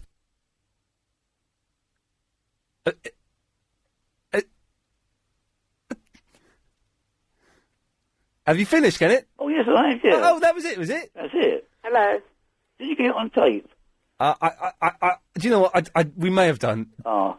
So I taped it anyway myself on my hi-fi. Okay, and you were saying that Bill Buckley wasn't very good? No. No. That's not my sort of music. No. Anyway. No. Hello? Yeah. Did you enjoy that, Mary? Did I what? Did you love it? What? It? Bill Buckley? No. Kenneth? No, I just wanted to phone in. No. Did you enjoy Kenneth? Did I enjoy who? Kenneth. Kenneth? Kenneth. I don't know what you're saying, really. I don't know what you're saying. I'm asking you, did you enjoy Kenneth singing Hey Little Hen? Oh, yes, I love that. Oh, good. Hey, little hen, when will you lay a little egg for my tea? Well, Kenneth, did you enjoy Mary doing it? Yeah, that's better than Bill, what's his name? Bill Buntley? Bill Buntley, yeah. Yeah. My tea. Yes. That's it then. Thank you, Kenneth. Right, goodbye and good night. Hello? Yes, no, right, no, Mary, when we're finishing a phone conversation, Mary, we say goodbye. Goodbye. Yes, thanks for calling. 0870 90 90 973 is the telephone number if you want to give us a call. More of your calls after you've had some of this. Running a business. Good evening. Okay, so we've actually talked about things this evening, which we don't always do. Colour blindness. Because my producer, I'm laughing because he's gone 25, 26 years, however long it is, without realising that he can't see some colours. And that's why we paid quite a bit of money to see the Superman film in 3D at the IMAX. And he came out, I couldn't see any of it. Didn't mean you couldn't see it. You wasted 12 quid that night. I thought you paid. Did I pay for that? Yeah. Oh, well, you owe me 12 quid. No, what? Yeah. So, any ideas on that? Electric shocks on cars and other bits and pieces. It kind of generates itself, really. LBC 97.3. Iain Lee's Good Evening. Call 0870 90 90 973. At the third stroke, it will be 8:07 precisely. Yes, Dave. Oh, boss, how you doing? What? How you doing, bruv? I'm all right. It's nearly the weekend, and I am looking forward to it. Wicked. So am I, man. I went a bit mad today. I've gone a little bit mad recently, and I bought... Have I ever gone mad recently? No, I have. All right. I've got a little bit addicted, genuinely addicted, to buying stuff off the internet again, seriously. Oh, no. And all week, I've been buying a load of stuff off Amazon from around the world, like DVDs and books and stuff. And then today I went a bit mad on eBay, and I bought this PSP, and I started buying. I've put in a ridiculous bid for like retro game magazines and old video game magazines and video game magazines from the 80s and stuff like that. I've gone a little bit mad, and I was just there. Gay magazines? What? Did you say gay magazines? Yeah, old gay magazines from the 80s. And Game or gay? Game. Oh, sorry, big one, sorry. Yeah, so I've been putting these bids for gay magazines, and I kept going back to the computer all afternoon to see if I'd got Big Boy or not. So like Atari and stuff like that? No, gay magazines. Gay? Yeah, old gay magazines. Is that why you're feeling a bit bunged up? Yeah, like Atari and Commodore 64s and things. Oh, got you, Yes, sweet. yes. What are they like? I've played them for years. They're good. I've Not a load of old rubbish, though, aren't they, compared to those? Well, no, they're different. No, I don't think they are rubbish. I think they're different, and I still like playing BBC games and Spectrum games and stuff. Anyway. But Atari and that was like, at the time, was like top of the range. Well, It was like you had- four-man sort of computer games now. You had an Atari in your house, and you were the top dog, as it were. They were. I had one, but I got one like about 5 years too late. Yeah, they look rubbish then, but they got. I do like some of the games. I must admit, I'm a big fan of. It's Agent Chris. What's that noise? Where? Helen's like. She not playing the drums again, is she? It doesn't sound like. Hang on, Dave. Have a listen to this. What's this? Can't hear nothing, bruv. Can you not hear that? No, I can't hear nothing. Well, shut up and listen. Alright. I don't know what that is. Anyway, thank you, Chris. Couldn't hear Thank it, you. man. Right. So, yes, no, but I like old video games. I think that they've got a certain charm to them. Do you and Chris used to read Roy of the Rovers? Roy of the Rovers? Roy of the Rovers. Roy of the Rovers. That's probably 2 words Chris can't say, there are 2 words he can't say. Yes, he probably can't. I feel bad bullying him because he's found out he's disabled today. Hang on a minute. Let's bully him a little bit. Hey, Chris, can you say... What is that blooming noise? I don't know. Can you say Roy of the Rovers? Roy Rovers. Chris can't say, that's the words he can't say. But you know, it's the words he couldn't say were of the... Hey, Chris, you know this Kit Kat? What colour's the wrapping? It's red. It's not, it's blue. Seriously, that's blue. Is it in Richmond? It's blue. The whole wrapper is blue. Is he sitting on that rickety chair? Yes, bless him. He's confused. He's upset today. He's found out that life is forever. What is that noise?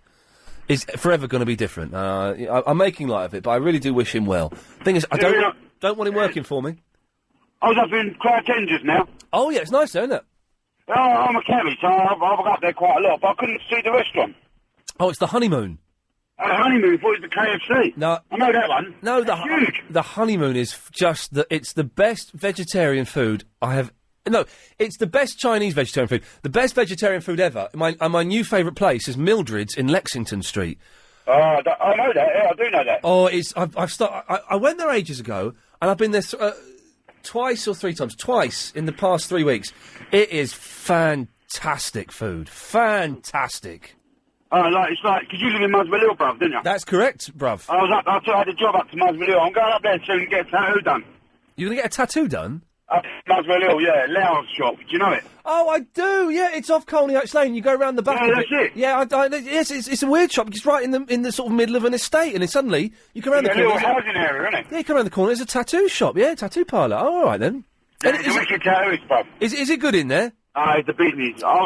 I mean, I could go in there and ask for an Ian Lee tattoo, and it'd look more like Ian Lee than you do. You know what I mean? I would pay someone £20 if they had an Ian Lee tattoo on their body. People What if I had the word Ian and the word Lee tattooed on my body? You'd have to have you wouldn't get any money for that. You'd have to have. That's not fair, because I could have named my 2 kids after you. No, don't ever name a child Ian. It's the limpest, naffest, most weightless name there possibly. Well, I won't do that because I've got 2 daughters, mate. It's a 4-letter name. 3 of the letters are vowels, and the last. Hang on, I've just got a job here. Hold up, mate. Oh God, he's doing that. Hang on. All right, mate. I just want to go to just the Kent right there, and then on the right. Yes, we're doing. I don't know where he's going. Just a second. Hello. Have you got a big job? No, it's only the other end of Herberton Street down in Islington. Oh well, never mind. Dave, was there a point to this phone call? Yeah, no, that's what I was saying. The phone call was about. I was up in Muswell Hill. I was up in Crouch Hill, and I couldn't find the restaurant. Well, it's the Honeymoon, and it's Honeymoon. I cannot recommend it enough. It's fantastic, and it's always empty. There's never anybody in there. Can't be that good, then, can it? Oh well, no one. I don't know why it is, because it is genuinely the best Chinese food I've ever had. And I've got meeting. Oh, well, do you know what? I may not go tomorrow now, as I've given away too many details. I might go I in want the to week. get your autograph and see your bird. Right, well, I'm definitely not going tomorrow. Thank you for that, Dave. There we go. I'm all right. I'm not having Chinese tomorrow, Chris, because I realised I've given away my location and. I don't want to come. No, you weren't invited. What? Yeah. It's Dr. Sarah. Hello, Ian. How are you? I'm fine. I've not spoken to you for a while. No, I know. Firstly, I want to say a very happy St. Leek's Day to Agent Chris. Oh, it's only a little bit racist. We can dig that. Yes. Yeah, no. I'm empathising. I'm congratulating. Well done. They've got their own day at last. Exactly. I wish we had one that was celebrated properly, but that's... Oh, hang on a minute. That sounds like a topic for Nick Ferris. Yes, I'll stop it. I'll stop it Yes. immediately. Now, you were musing about who the blokey was who came up with those little dotty charts that you diagnose colourblindness. Oh, yes, the colourblindness charts. Yeah, they're round, Yeah. and they've got dots, and if you're not colourblind, you can see the numbers. Yeah. And if you are colourblind, there's two different types of colourblindness. Yeah. You may not see the numbers at all, or you may see a different number. And he was a Japanese ophthalmologist, eye doctor. Oh, it was a Japanese. Called Izihara. So they're called Izihara charts. Is he harder? You heard me. Well, because, Chris, you saw different numbers, didn't you? Yeah. There was some where he couldn't see it. There are a couple where he couldn't see anything, and then some where he saw different numbers. Exactly. And that poor girl who rang up and said she was colourblind, which made her better at driving. Yeah. In fact, it's incredibly dangerous driving when you're colourblind. Yeah, it shouldn't be allowed. Well, no, because most people are red-green colourblind, which means they can't see traffic lights properly. But do I need an optimist to diagnose me, or can Ian do it? I think if you've got the proper Izihara charts, then Ian can do it. Yeah. Chris, I diagnosed you as a colourblind. But you know what? Get out of my studio. My dad, who's an architect, used to work with an interior designer who was colourblind, and it never did his career any harm. But, so which kind of colourblindness has he got? Just see if you agree with me, so that our diagnoses are the same. Okay. Well, you tell me what you think first. You show him one of the charts. Yeah. You tell me what number you can see, and then you tell me what number Chris can see. All right, Chris, get the charts up. This is really good radio, isn't it? Who cares about good radio? I mean, Can I just say, Ian, Yeah. that woman who you spoke to, I can't remember if it was Monday or Tuesday night, but I was listening to you while I was cooking. Oh, The one Natasha. you had on for over... Yes. Yeah. It was brilliant. You were just fantastic. I'm glad you enjoyed it. It was nice, wasn't it? I was pleased I kept my calm, because in the old days I would have effed and blinded. Did you send her the CD? Yeah, we sent the CD, and I sent her a signed picture of Steve Allen, but signed by me. Have you heard anything back from her since you sent No, the we packed it up today, so she should get it probably next week. Right, okay. We've got a chart in front of me. Right. Chris, look at the top left one. The blue one. What do you see? I can see that. It's 25. Okay, 25. Okay, he's right. That's 25.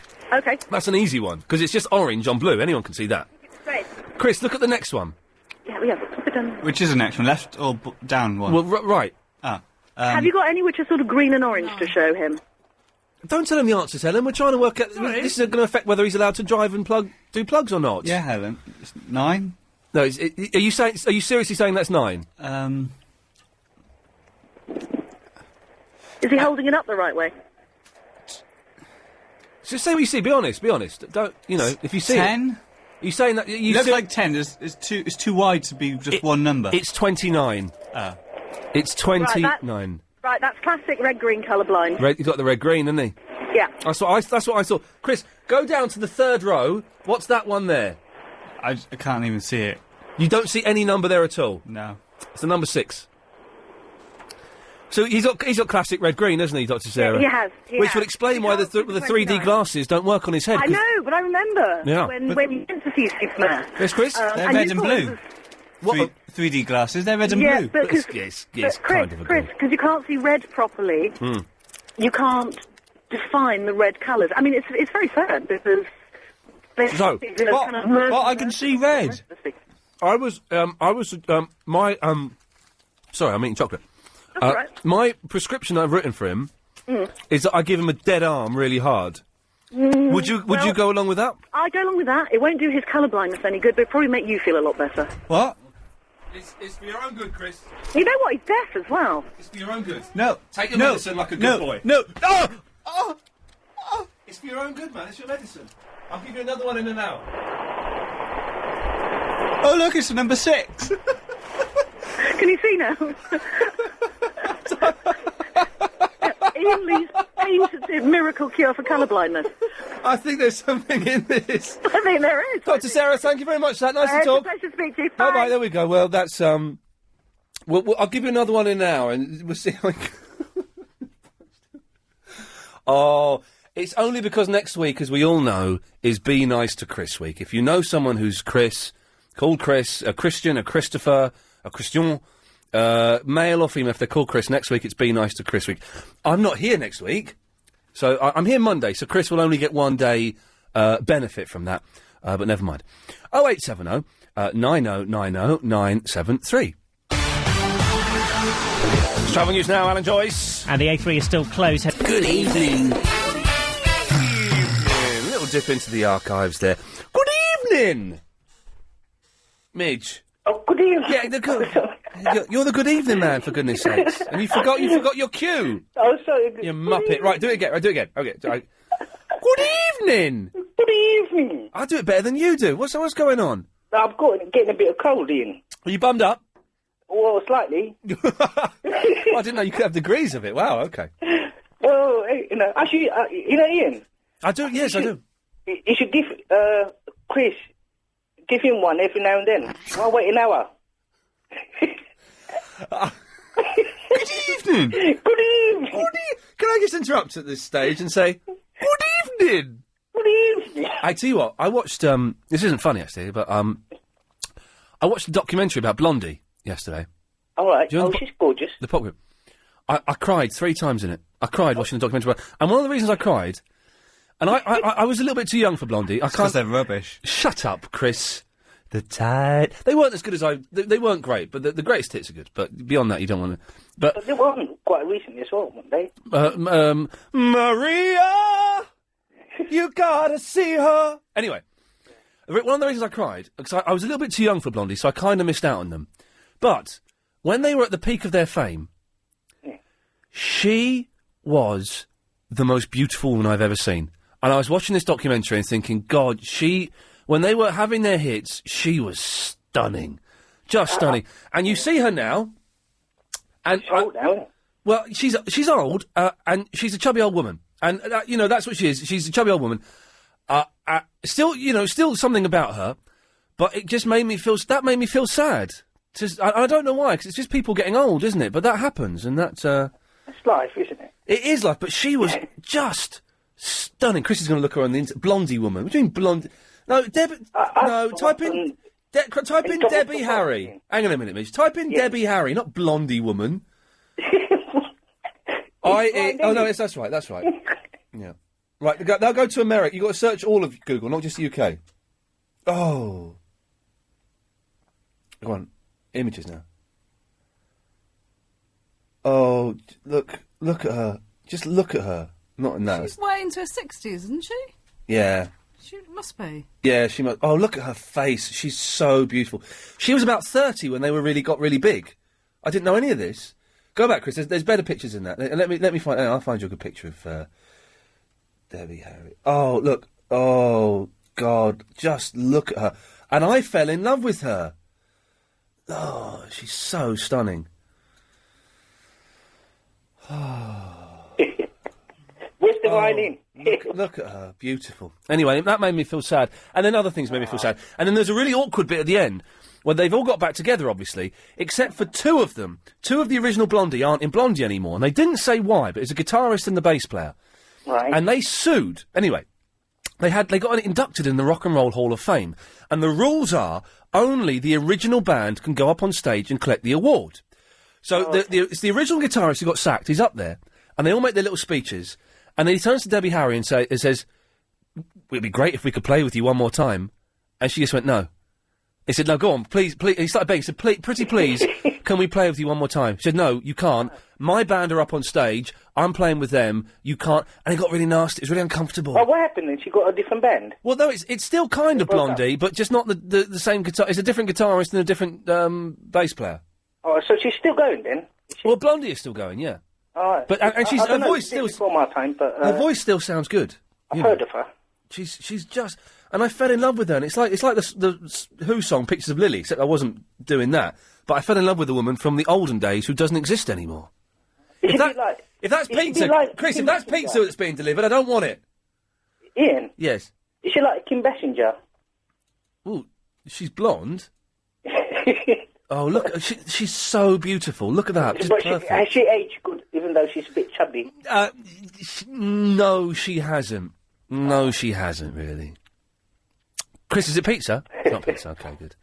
Anyway, mate, sorry, I'm wittering on here about crying about a Debbie Harry documentary. Oh, no, it's okay. We all go through them phrases. And then I cried. Another reason I cried is because they all got really, really heavily into drugs, right? Really, heroin and all of that horrible, nonsense. But then she was trying to come off drugs, and then her boyfriend, who was in the band, was really ill with drugs, and then he had this really weird, life-threatening disease as well, where his skin just blistered up. His whole body was covered in blisters, and everyone thought he was going to die. And so she quit pop music to look after him, and that made me cry. Because she could have had anything, and she gave it all up, partly because she was doing methadone and was trying to come off heroin, but also because she gave it all up for him. And then there was a third thing. Oh, the third thing that made me cry, I was in a terrible state yesterday, is that they eventually split up, okay? Debbie Harry and her boyfriend, who's the songwriter, they split up. But now that Blondie are back together, this guy is married, and he's got kids, and Debbie Harry is the godmother to the kids, and his new wife was saying... I was terrified. He used to go out with Debbie Harry. How can I compete with that? And that made me cry. I don't know why. Men cried, Ian. What?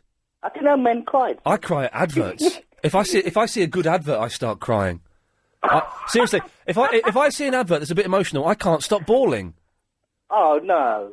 Yeah. Serious? Seriously, man, I cry at everything, but I'm a little bit depressed, so, anything. Oh, and I was listening to the show, and with all this talk of gay magazine, Chris being blind, yeah, and all this coming and going, Amsterdam, America. Yeah. You sure you're not playing away with Chris?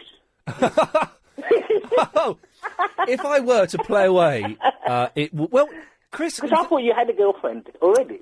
Well, I do have a girlfriend, but no, I think I've been through my experimental phase. I don't think I should be. If I were to play away, it wouldn't be with Chris. He's younger than me, and I couldn't do it with a younger man. I couldn't do it. Oh, why not? I would find it difficult to do it with an older man. But if the choice had to be made, you with a younger woman, wouldn't you? I was watching Dragon's Den today. Oh, that Duncan Bannatyne though. Seriously, you would. You just would. He was so good. He was. Oh God. Do they give away any money? I heard that you give. It's like what's the show about anyway?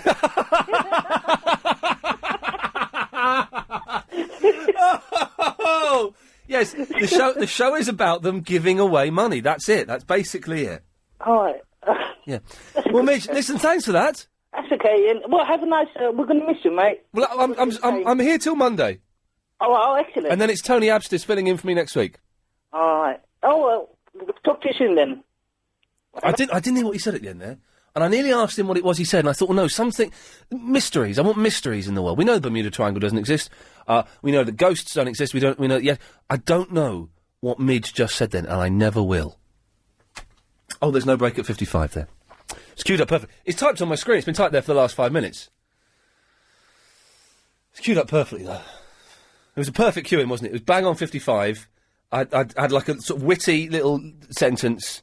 James O'Brien would have killed for a talk up to the break like that. Yeah. Yeah, that's a bit embarrassing there. Paul!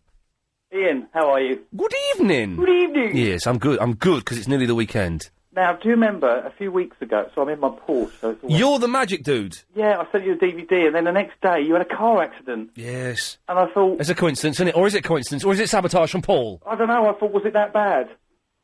Do you know, I haven't seen it yet, in all honesty. I've got it, I received it, thank you very much. Nice packaging. It's a very nice cover, very professionally done. I thought it was going to be like, crayon or something. Yeah, no, I was going to do crayon, but I thought... No, which of these teas was I drinking? I've got 2 cups in front of me. Which is the warmest? Hang on. No, I've just got back from Blackpool. Oh, yeah. They have a big magicians convention up there, and... When I used to be a hypnotist... Did you? Yeah, I did. And hypnotists are the biggest bunch of miserable, bitter, twisted, old sods I've ever had the misfortune to try and associate myself with.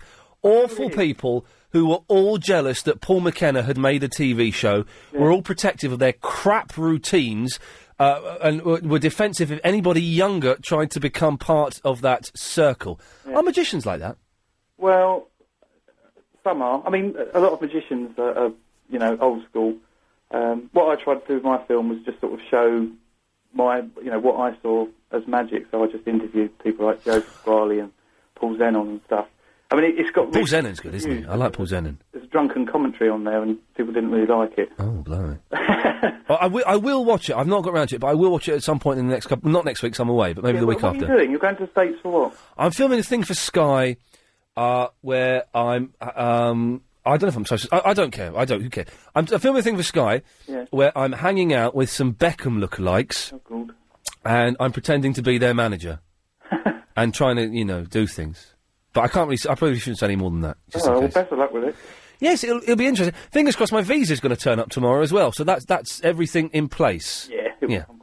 Paul, thanks for that. Okay. Good lad. 0870 90 90 973. It's Marcin. Yeah, Watcher. Watcher, Marcin.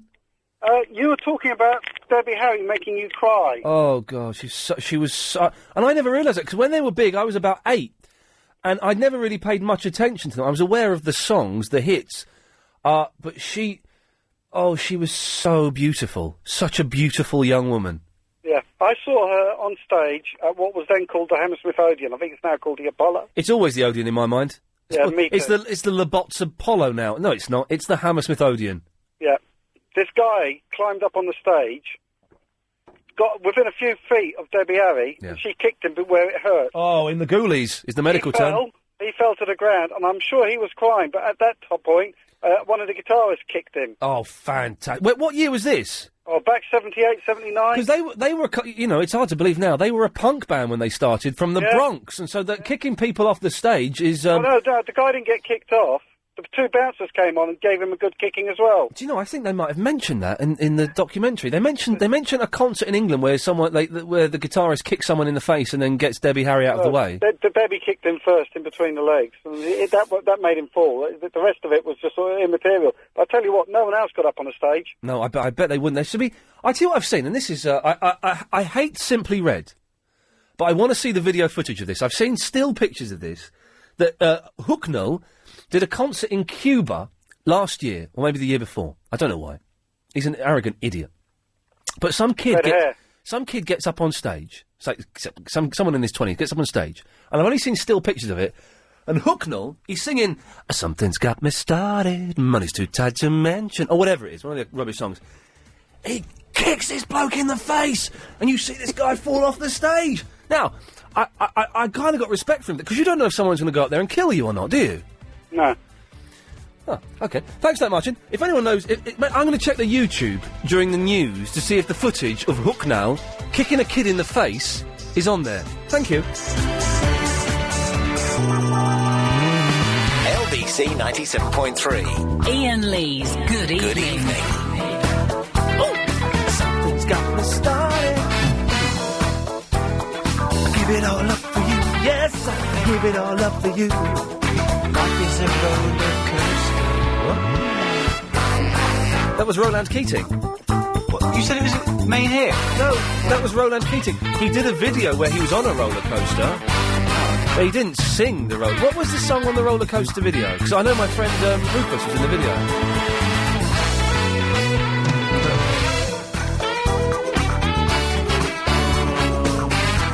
Christine? Hello. Yeah, what's the song where Simply Red is on a roller coaster? Don't know. Oh. I'm not into that kind of... No, nor am I. Mohammed? Hello. Yes. Evening, Ian. Good evening. What's the song where Simply Red is on a roller coaster? He's never been on a roller coaster. Well, yeah, he has. He has. I've seen him on one. No, you're imagining things, mate. Simply Red has definitely been on a roller coaster. No, he hasn't. OK, I'll prove it to you. Line 8, can you tell Mohammed what song it was? Yeah, that's you. Line 8's gone. Or maybe I'm line 8 again. No, you're Mohammed's there. Okay. I'm talking to line 8. Line 8. Martin. Sorry, Fred. Martin, Fred. What's, Fred. What's the song where Mick Simply Red is on a roller coaster? Dunno. Oh, He hasn't been. He has. Hang on a minute. Hasn't. Line 10. What's the Simply Red song where Simply Red's on the rock? What? Stars. It's not Stars. I think it's the one he goes, because I wouldn't let the stars shine down on you. No, you're thinking of, I'm going to let the stars fall from the sky to show how much I love you. No. What's that? That's not even Simply Red. Shut up, Mohammed. You don't know anything about Simply Red. Here we go. Line 8. What's the song where Simply Red is on a roller coaster? Fairground. And how does it go? It goes, all alone, going round, round, round. Yeah, that. What's the chorus? On the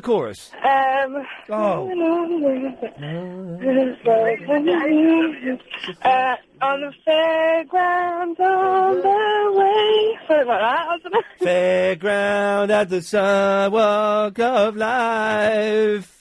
Yeah. Going round, round, round. Mohammed, do you apologise to everyone for muffing it up? No. Yes. Thank you for that, Helen. Good work there. Right. So, Mohammed. Yes, I was right. Right. What do you want? Who's the most beautiful woman ever? If you're asked now, no, in terms of Hollywood. Just think, who's just top of your head? Has Sarah Beanie ever made a movie? Who? Sarah Beanie. She's. Is there a film of Property Ladder? Is that Simply Red's wife? Is that Simply Red's wife? I don't believe he's the marrying type. And by that I don't implying he's gay. I mean he's a ladies' man. Okay. Before any legal action is taken against him. Well, it's not an offence thing. Someone is gay. No, it's not. But I suspect he may be offended, and I'm not saying he's gay. So let's move on from that rather thorny. Stop it, obvious. Well, anyway. Yes. Elizabeth Taylor. No. Oh, come on, mate. No. Taylor. No. Oh, come on. No. Not even the top 10. No. I tell you who's pretty. And I was thinking the other day. What's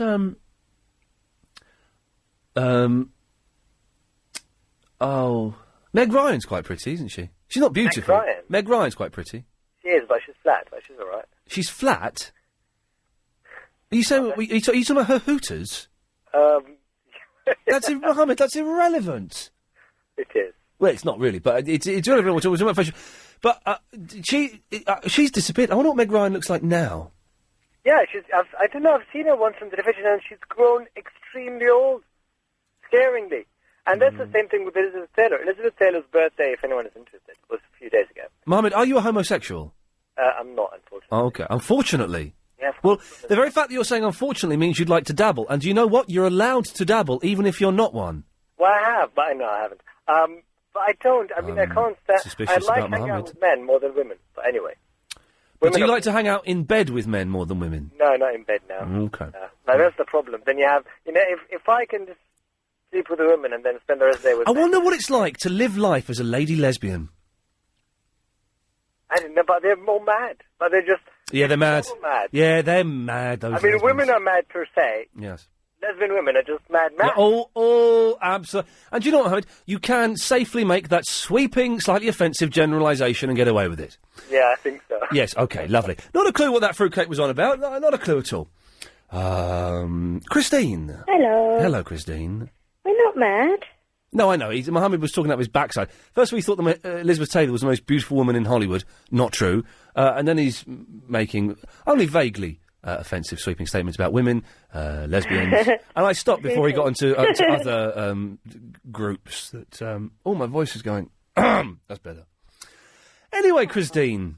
You've been talking a lot about Pooter games tonight. Yeah, we have actually. Yeah, sorry about that. So, no, it's good. Oh. Because I need some help. Yes. Because I know you've got a Wii. Yes. So I just got a Wii as well. Do you know what? I haven't played my Wii for about a month. Oh, you need to. You get a really muscly arm. I've got one anyway. Yeah, just one though. Yeah. I've been playing on the 360 quite a lot.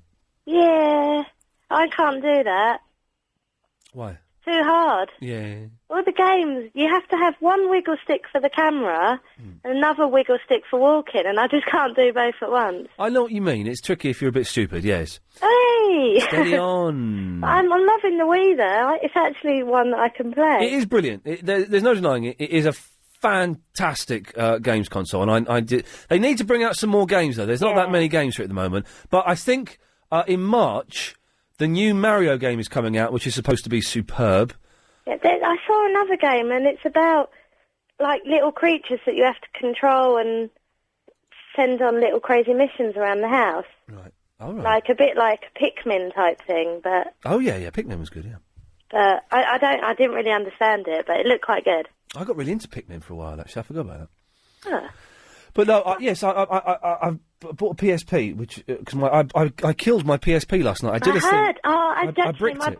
My boyfriend was telling me to call you last night about that Yeah, I and how bricked to it. downgrade it, and I feel a bit bad now. No, I knew how to do it, and I had a fellow that sent me some excellent instructions, and I was up till 2:00, and I just did something wrong.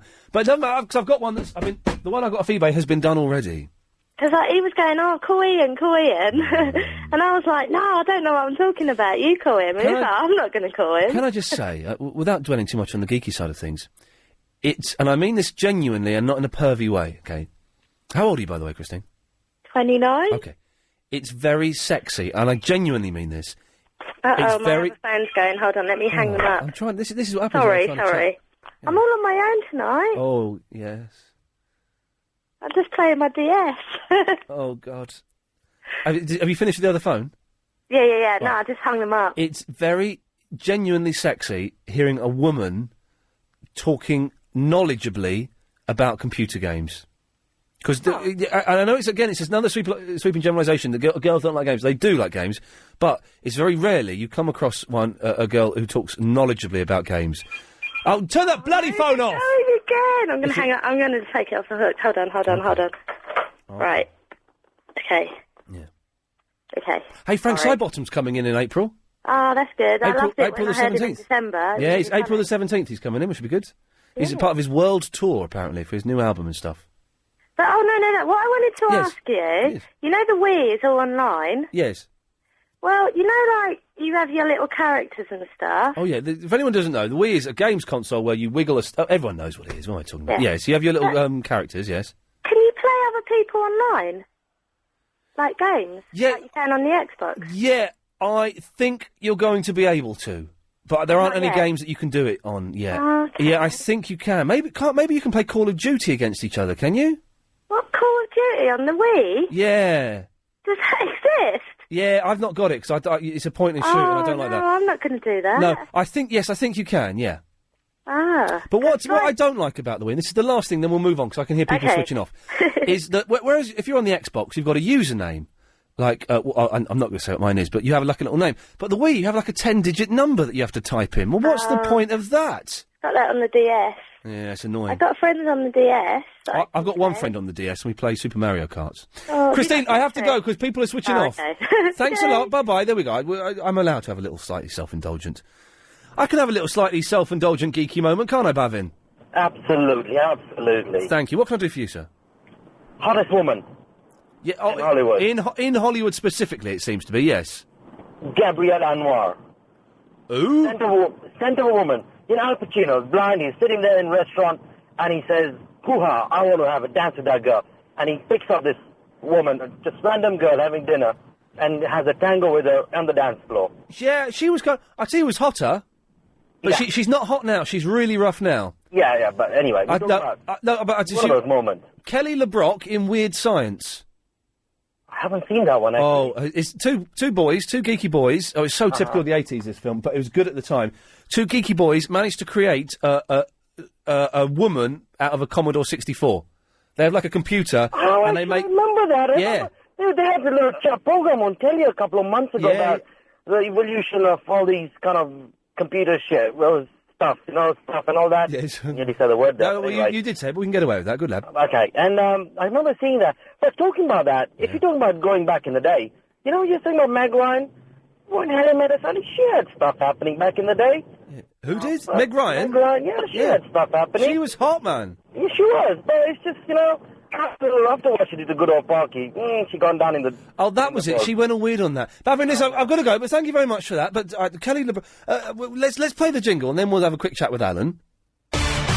Sorry, I can never know the rules if I'm allowed to speak to you before the music or after. No, I don't know. But anyway, the people in the regions are going, what? Hang on, we're listening to a trail, and he's speaking to some dude called Alan. They're thinking it's a long trail, that's what they're thinking. They lose. Do you remember Weird Science? No, didn't see it. You never saw it? No, I never saw it. These two geeks in the 80s. Yeah. We're about the same age, aren't we, Alan? Possibly. Possibly you're a little bit older. And they made a woman, like, they made a sexy woman out of... They wrote a computer program that made a sexy woman, and it was Kelly LeBrock. I don't remember that at all. What I do remember, though, is having Debbie Harry on my wall. I agree with you on that one. Beg your pardon? Debbie Harry. What, you talking about her earlier on? But you had her up against... I had her on the wall. Oh, dear.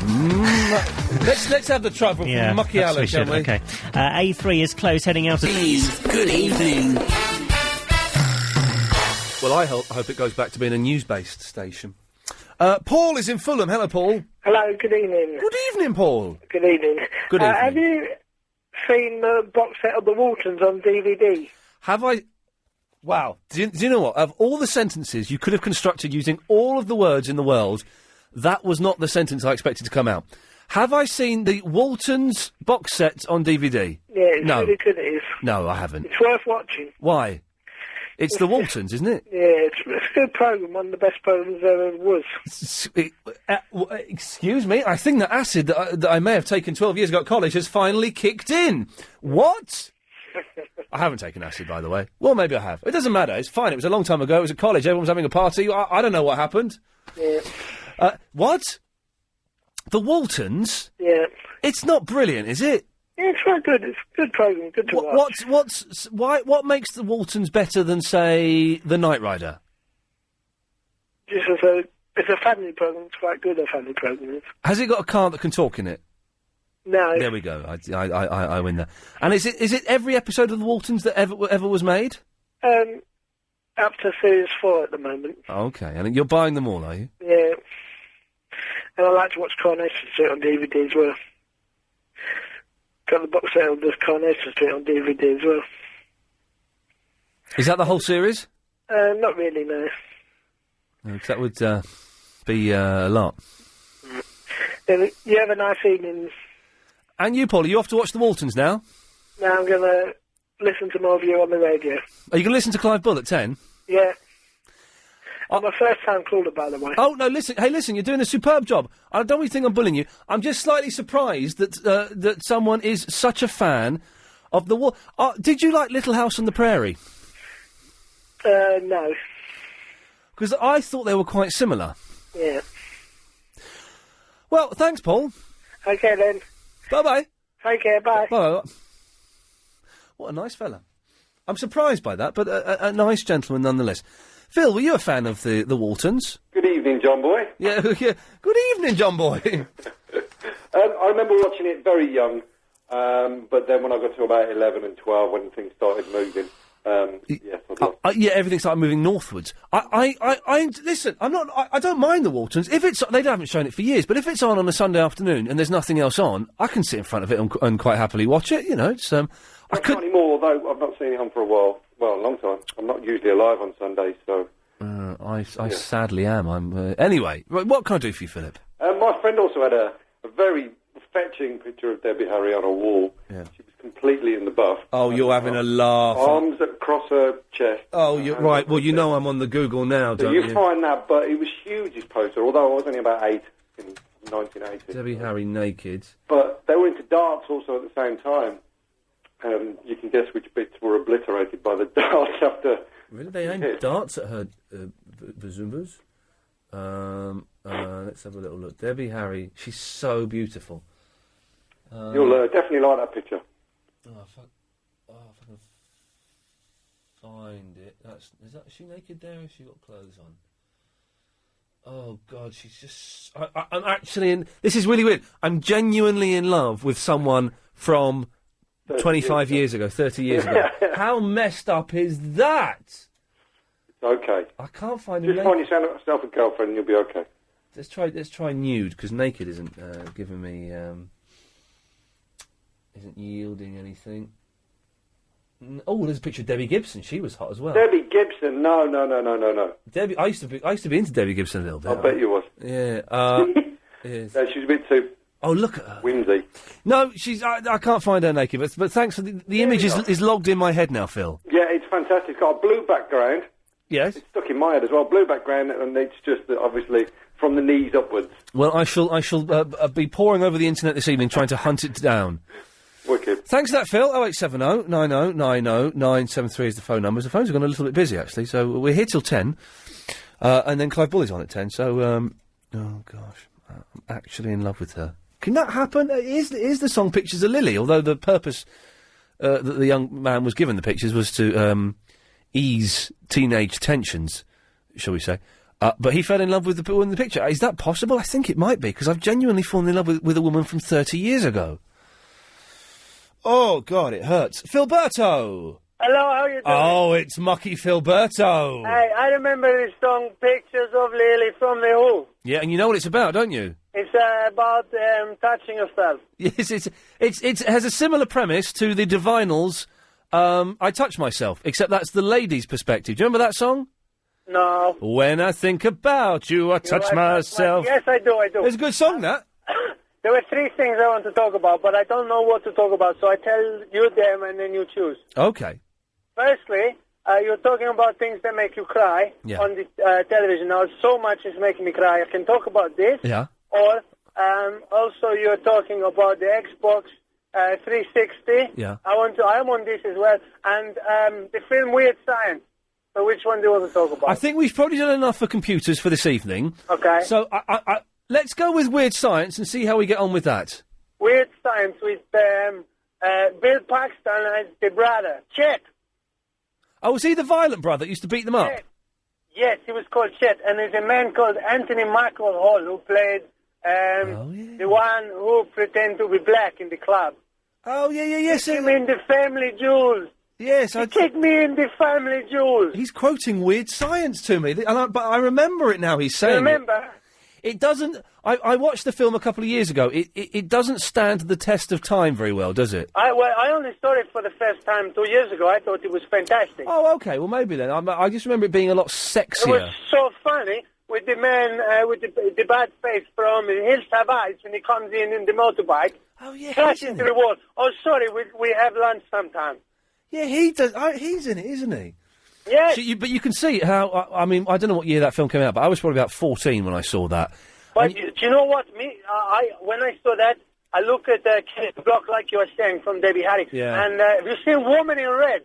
Oh yeah, she's in that.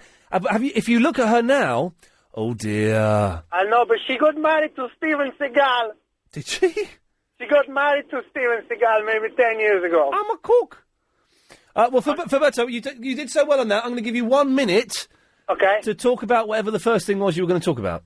The first thing was I want to talk about things that made me cry. So much made me cry. You know, if on American Idol, when a singer comes forward and does very well, and Simon Cowell says, you know what, you were fantastic, I start to cry. I know what he means. I know what you mean. There was a program called The Strange Hotel in Britain, and a little girl made some bread rolls on Monday. And when she saw them, when they come out, she was retarded. But when she saw them when they come out, she was so happy. I start to cry. You know when someone is so happy, you start to cry. Yeah, I know what you mean. I'm genuinely welling up a little bit now. But you know, the worst time was the film Cool Runnings. What about the Jamaican bobsleigh team with John Candy? I started to cry at the end when they said Cool Runnings in the bobsleigh. Philberto, I think I love you. I love you too. Take care, man. Bye-bye. Bye-bye. I haven't seen Cool Runnings, but I imagine if I did watch it, I would be bursting in tears at the end of that. That's a good talk-up, isn't it? More champagne, please. Good evening. Someone sent me a link to the Debbie Harry nude picture, but I don't think I'm allowed to even access this kind of site on this computer. I don't know how that's worked, and I don't know how you search for it. Oh, hang on, it's Demi Moore, Davina McCall. What? I don't know how. I'll have a look at that during the news. 0870 90 90 973. Last 30 minutes of the show. Speak to you after the latest LBC News. Point 3. Iain Lee's Good Evening. Call 0870 90 90 973. Oh, there's Debbie. Oh, what's she doing? Why's she on her head? Alan Joyce, the travel gentleman, has just sent me some pictures of Debbie Gibson, which is very kind of him. That's a nice thing to do. Okay, last 30 minutes of the show. Sorry, I'm wittering away. Oh, I meant to do this. In the last quarter. I forgot. Where are we? Yes. It doesn't have the this is the How Low. Is that what we call it on this station? It doesn't mention that here. Anywhere in here. It's the How Low. Okay, it doesn't mention it. I'm just saying, you know. But it's well. This is the How Low auction, and it's well worth having a listen. Because today on LBC, we are giving you the chance to win a brand new laptop computer with the very latest Windows Vista. I don't actually know what the Vista is. I know it's the new XP, but it's better than XP and it's different. But I've not seen it in action, so I don't know. It's supposed to be good. Don't forget, the lowest unique bid wins the auction, which ends at 11:30 p.m. tonight on the Clive Bull Show. To bid, all you've got to do is text the word LBC. A lot of there was actually genuinely a row. Did you hear that? Did you hear Paul Ross having a go at Crazy Bob, Clive's producer, about this? No, I missed him. A lot of the recent winners have been from Clive's listeners. Oh. And Paul was getting a little bit jealous. Yeah, he was getting well knocked off. So I guess I don't know if this is contravening some crazy Ofcom rule. You stand a better chance of winning if you do it if you're a Clive Ball fan. I don't know. The odds, the statistics would seem to show that. I don't know if there's any truth in it. Anyway, the lowest unique bid wins the auction, which ends 11:30 p.m. tonight on Clive Show. To bid, all you've got to do is text the word LBC, followed by a space, then your bid in pence to 88821. 88821. So, for example, if you wanted to bid 25 pence, you text LBC, then a space, then 25 to 88821. Bidders must be over 16. Bids cost £1.50 plus your standard network rate. Bids are limited. See lbc.co.uk for full terms and conditions. It's Joe. Easy, Ian. Easy. How's it going, sir? You alright? Yeah, I'm all right. Oh, look, but Crazy Bob, I love him. Can you forward the picture of Debbie Gibson to me? I've just put Shake Your Love on my iPod. Do you remember that song? Shake your love. I just can't shake your love. Shake your love. Wait for it. I just can't shake your love. I tell you what was better than that was real as it may seem. It was only in my dreams. It was only in my dreams. I used to deliver a free newspaper. Mm-hmm. Halfpenny a paper I got. Shut up. I got a halfpenny. I swear to God, that's how old I am. I delivered free newspapers. I got a halfpenny a paper. You know, there's people, including me, thinking, what the hell is a halfpenny? It's a halfpenny. I know that, but, you know, there's other people thinking, what? People don't know what a halfpenny is. Well, some people. Yes. Well, anyway. Apart from the older folk. Anyway, so I got a halfpenny paper, and I used to listen on this crappy little Walkman. It wasn't even a Walkman. It was a Boots own brand Walkman.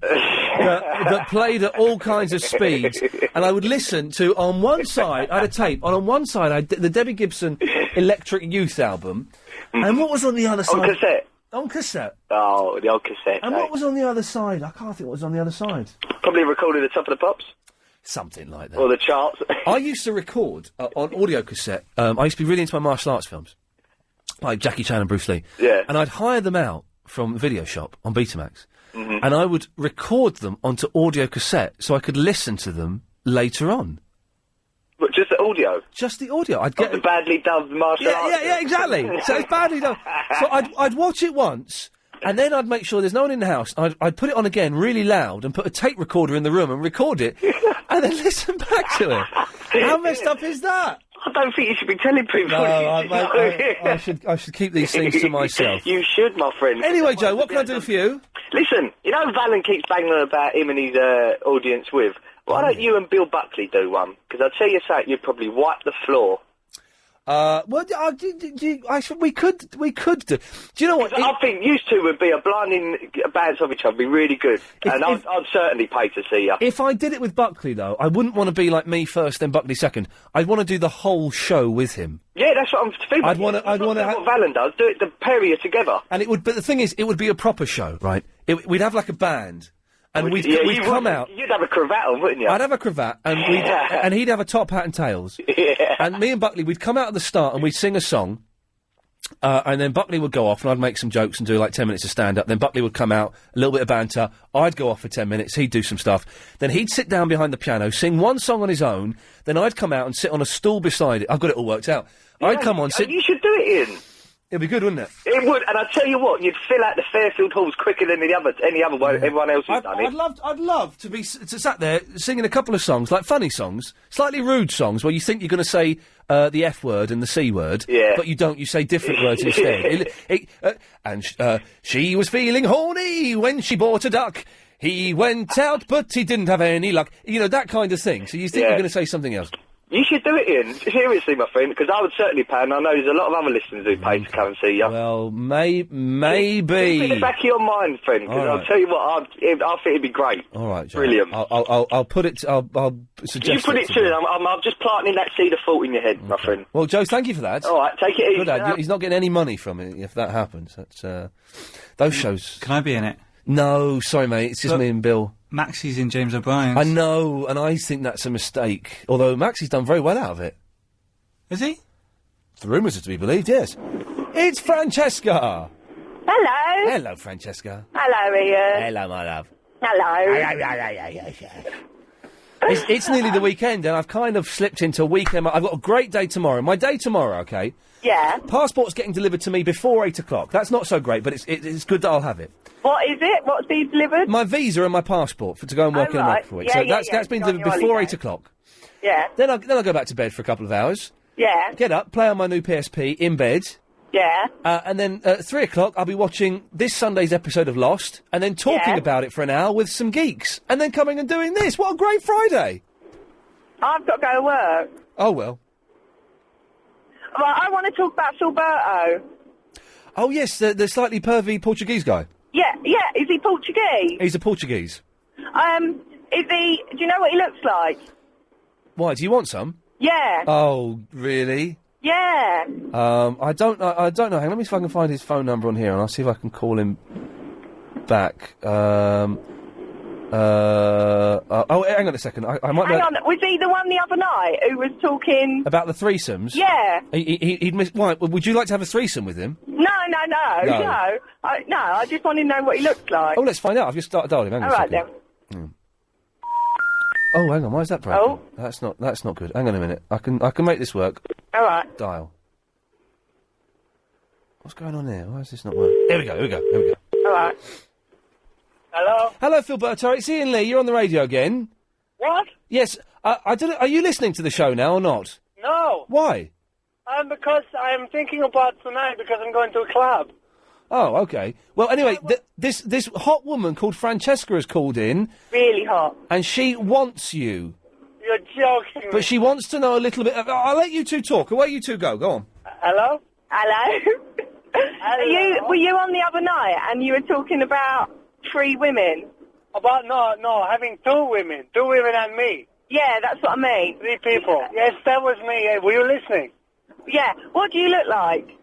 What do I look like? Yeah. I'm 6'5", dark hair, very nice skin, like honey, very. Like honey? What, it's drippy? Skin. Your colour of honey. Ian, leave alone. Sorry. Not 2 men and 1 girl, other way around. Come on. All right, yes. Where are you going to a club tonight? Yeah. What, in town? In London. Whereabouts? In the West End. Where are you? You want to come? I'm just coming back from Blue Water, but I'm going to go out with some girls tonight. And Jesus, it's hideous, isn't it? Which club? Where are you going? Can I say it? Okay. Yeah? It's called Aura in Piccadilly. All right. Okay. You want to come? Yeah. You're going to bring a friend? Well, yeah, He's still working. Can we make a three? No, but hang on. I've got, right, there are 2 girls that I'm meant to be going out with tonight. 2 girls and you? Pardon? 2 girls and you, so it's 3 of you. 2 girls and me, that's 3. Okay. Is that, you said that you had 2 girls? It's fine, no, I can have 3 more, 4. Me and 3 girls is 1. I can have... How will I know who you are? Because, He's the pervy-looking Portuguese dude. I'm not 6'5", I lied about that. I'm 5'11". Like dark hair, but I'm wearing a white shirt. Oh, okay. So you're looking for a 5'11" guy with a white shirt in a nightclub. Good luck. Yeah. Hey, Ian, don't ruin my chance. Do you think, Ian? Yes. Do you think he sounds good looking? Because I was with my 2 girls the other day and we were listening, and they said that they thought he sounded good looking. I am, yes. No, I'm not talking to you. What do you think? I think you can never tell. If someone sounds good looking, then generally they're a munter. Because you sound quite rough.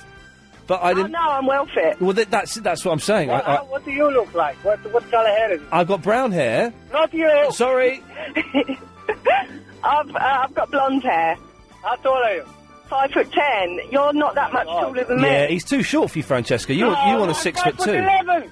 I just don't wear heels. It's fine. I wear heels. I wear big heels. She wears heels. I will wear heels as well then. No. How old are you, Francesca? I don't think so. You what? How old are you? 26. And what do you look like? I've got blonde hair. Are you fat? No. Okay. Hey, leave my woman. Yeah. Philberto, I'm sorry, mate. She's blown you out. No, she hasn't. Come to the club.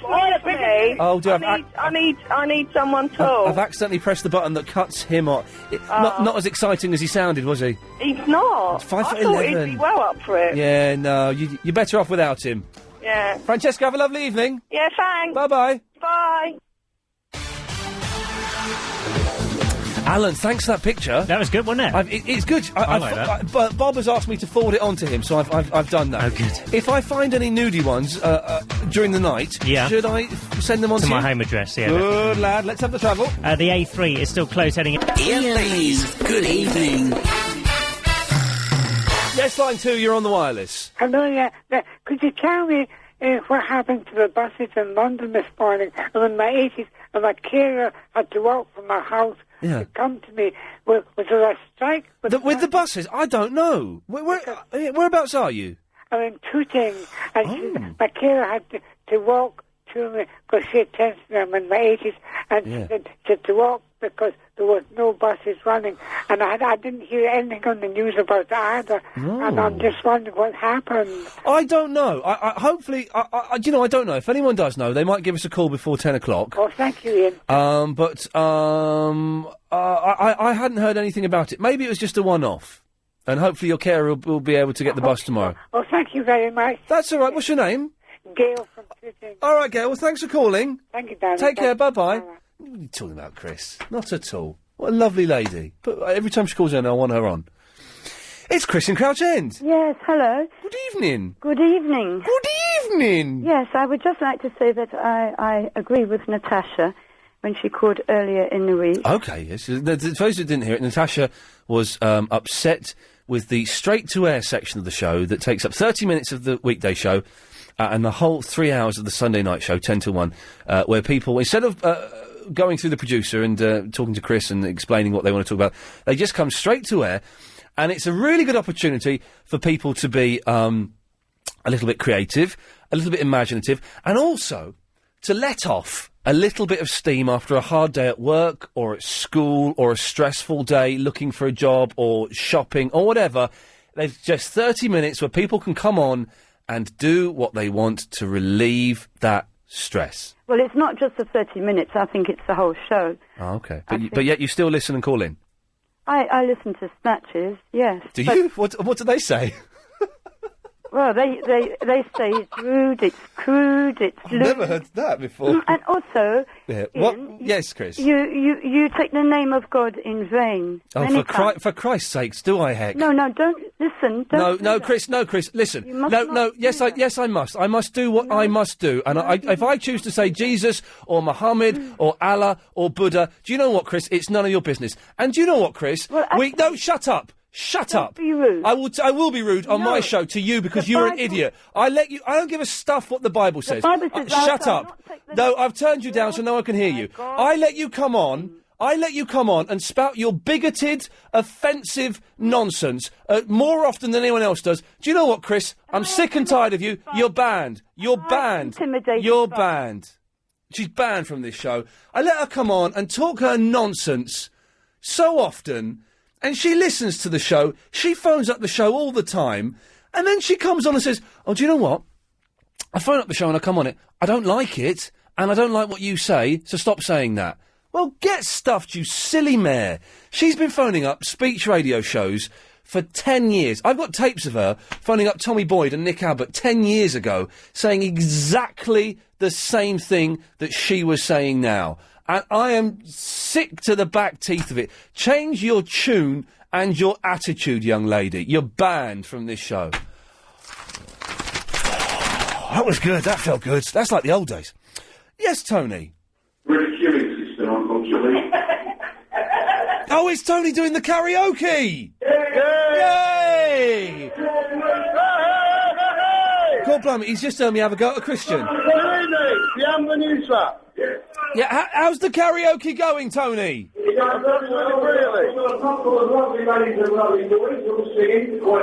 All singing, all dancing. We can't hear you very well. Who has been the worst singer, and what did they sing?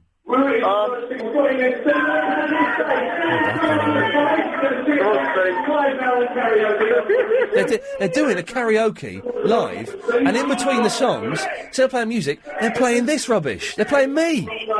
Fantastic.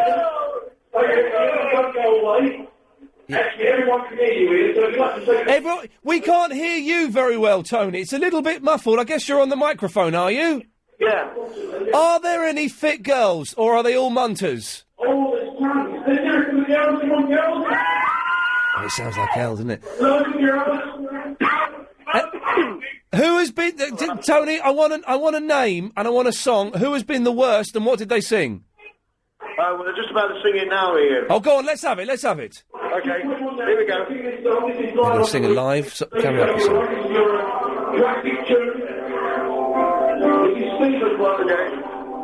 Here we go. Hope you can hear this, Ian. Okay, away you go. Good lads.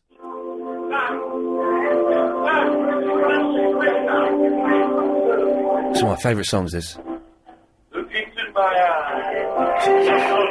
You will see what you mean to me. He's awful. Search your heart. Search your soul. That is terrible. And when you find he's so bad. Right, yeah, he's so bad. I'm cut. He's gone. I can't believe that. They're playing us out in between the karaoke. I think that's a brilliant idea. And I suggest that Mr. Lloyd looks into a way of making money out of that. But I think that's a fantastic idea. And thank you very much for that. Excellent stuff. A little bit hard to hear you. That's why we've gone. And also that singing was terrible. But thank you. It's Neil. Yep. It's Neil. That's right, Phil. Oh, it's this Neil. Sorry, mate. I didn't realise. I'm back again, mate. Huh? I'm back again tonight, mate. And everything's all right, is it? Yeah. Apologies about last night, mate. What happened last night? I blew my lid. You blew what? I blew my lid right off. You blew your head off? I had a bit of a stressful day yesterday. I took it out on one of your listeners, I think. Oh, did you get a bit angry last night? I got a bit angry. I'll be honest with you, Neil. I find it very hard to understand what you're saying a lot of the time, so I didn't know. I've had 4 heart attacks, pal. I'm lucky I'm still breathing. Oh, right. What? Yeah, what I want to say about Debbie Harry. Debbie Harry, yes. I'll tell you what. Have you ever had her in your cab? I'll tell you what. I went to Amsterdam 10 years ago, and I slept with a prostitute just like her, for that reason and that reason only. The most beautiful blonde hair. Not the prostitute, I mean Debbie Harry. The prostitute was a bit rough, to be honest. Well, Neil... She looked a bit... All right, Neil, listen, thanks for that. Cool, mate. Good lad, thank you. Call me out. Yeah, OK. Yes. Wowzers. Oh, dear. 0870 90 90 973. It's Andrew. Good evening. Good evening. You sounded a bit stressed after that woman phoned you up. Do you know what? Chris from Crouch End is a mystery, and I don't want her on this show anymore, because she always listens, she always phones up, and then she says, do you know what, I don't like the show, because it's stupid. This show is more intelligent. On face value, it's stupid and it's nonsense. But if you analyse it, it's more intelligent than she has the capability to comprehend. And I'm sick to the back teeth of hearing her bigoted nonsense being spouted out of her mouth. You and me both, mate. Yeah. Anyway, this is a track for her. It might cheer her up. Oh, go on then. Lovely. Ooh. I can laugh when things ain't funny. This is nice. Happy go lucky me. Yeah, I can smile when I ain't got no money. Happy go lucky me. It may sound silly, but I don't care. I got moonlight, I got sun, I got stars above. Well, that's nice, isn't it? We've got to go to the ads, but he may still be playing when we get back. By some. Happy go lucky love. I like this. This is nice, isn't it, Katya? Yes, it's lovely. Yeah. Happy go lucky me. Happy go lucky me. Happy go lucky. Andrew, thank you for that. You're welcome. That was lovely. Just what we needed. Yeah, thank you very much. Cheers, mate. Katya, you've not called in for ages. Where the hell have you been? Been in the kitchen. Good. Where's Whippersnapper as well? I don't know. He's not called in for a while. I don't know. Yeah. No, it's nice to hear your lovely accent. I'm doing efforts, making efforts. You're doing adverts? What for? What are you advertising? You can't do it on this show unless you've bought some actual advertising space. Sorry. No, I'm concealing my accent very cleverly today. What? How? By speaking in your accent? Yes. Okay. I'll tell you what makes me cry. Yes. A short, sharp punch to the ribs. No.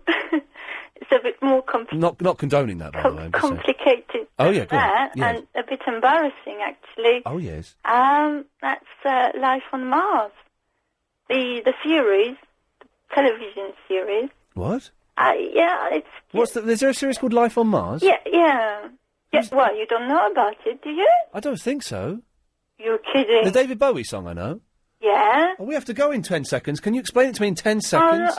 It's about a cop that gets sort of knocked off by a car. Oh, the thing with the northern lads in it. That's it. Yes, that makes you cry, does it? It does. So I think I saw it once, and I think I had a tear in my eye. I have to go, Katya. Okay, bye. Bye-bye. If you missed the show today, it sounded a lot like this. You may have seen them. They're kind of like the grey things. Do you see greys? I can see grey. You're going to America next week, isn't it? Going where? You're going to America. Been bunged up for 3 weeks. Really, you've been bummed up for 3 weeks? We know what vitamin B stands for, don't we? Hello. Bummed up. Vitamin bum. I beat the trash, look like a dap. I walk the street from LBC and my taxes up. You keep the noise down, I'm trying to get the sleigh.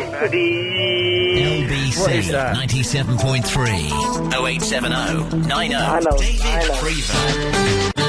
Where have all the gay women gone? And why do I never get calls from lesbians on this show? Better not mess with Jay O'Brien. Listening to this, I hope you're not crying. I come in at 6, have a chat with Chris, find out that he's disabled. Did I enjoy who? Kennett. Kennett? Kennett. I don't know what you're saying, really. I don't know what you're saying. I'm asking you, did you enjoy Kennett singing Hey Little Hen? When will you lay me on it for my teeth? Controversial news that my producer is actually a colourblinder. I can see colours. All right, calm down. Don't have a go at Giselle. She's trying to help you. Going on. But I want you to slap it. Wow. That was one of the best ones ever. G-Man, I haven't got time for you. Okay. Night, London. No, not you, Derek. G-Man. No, not you. London. Thank you, G-Man. Yes. Clive Bully's up next. I'm back tomorrow at 7. Thank you.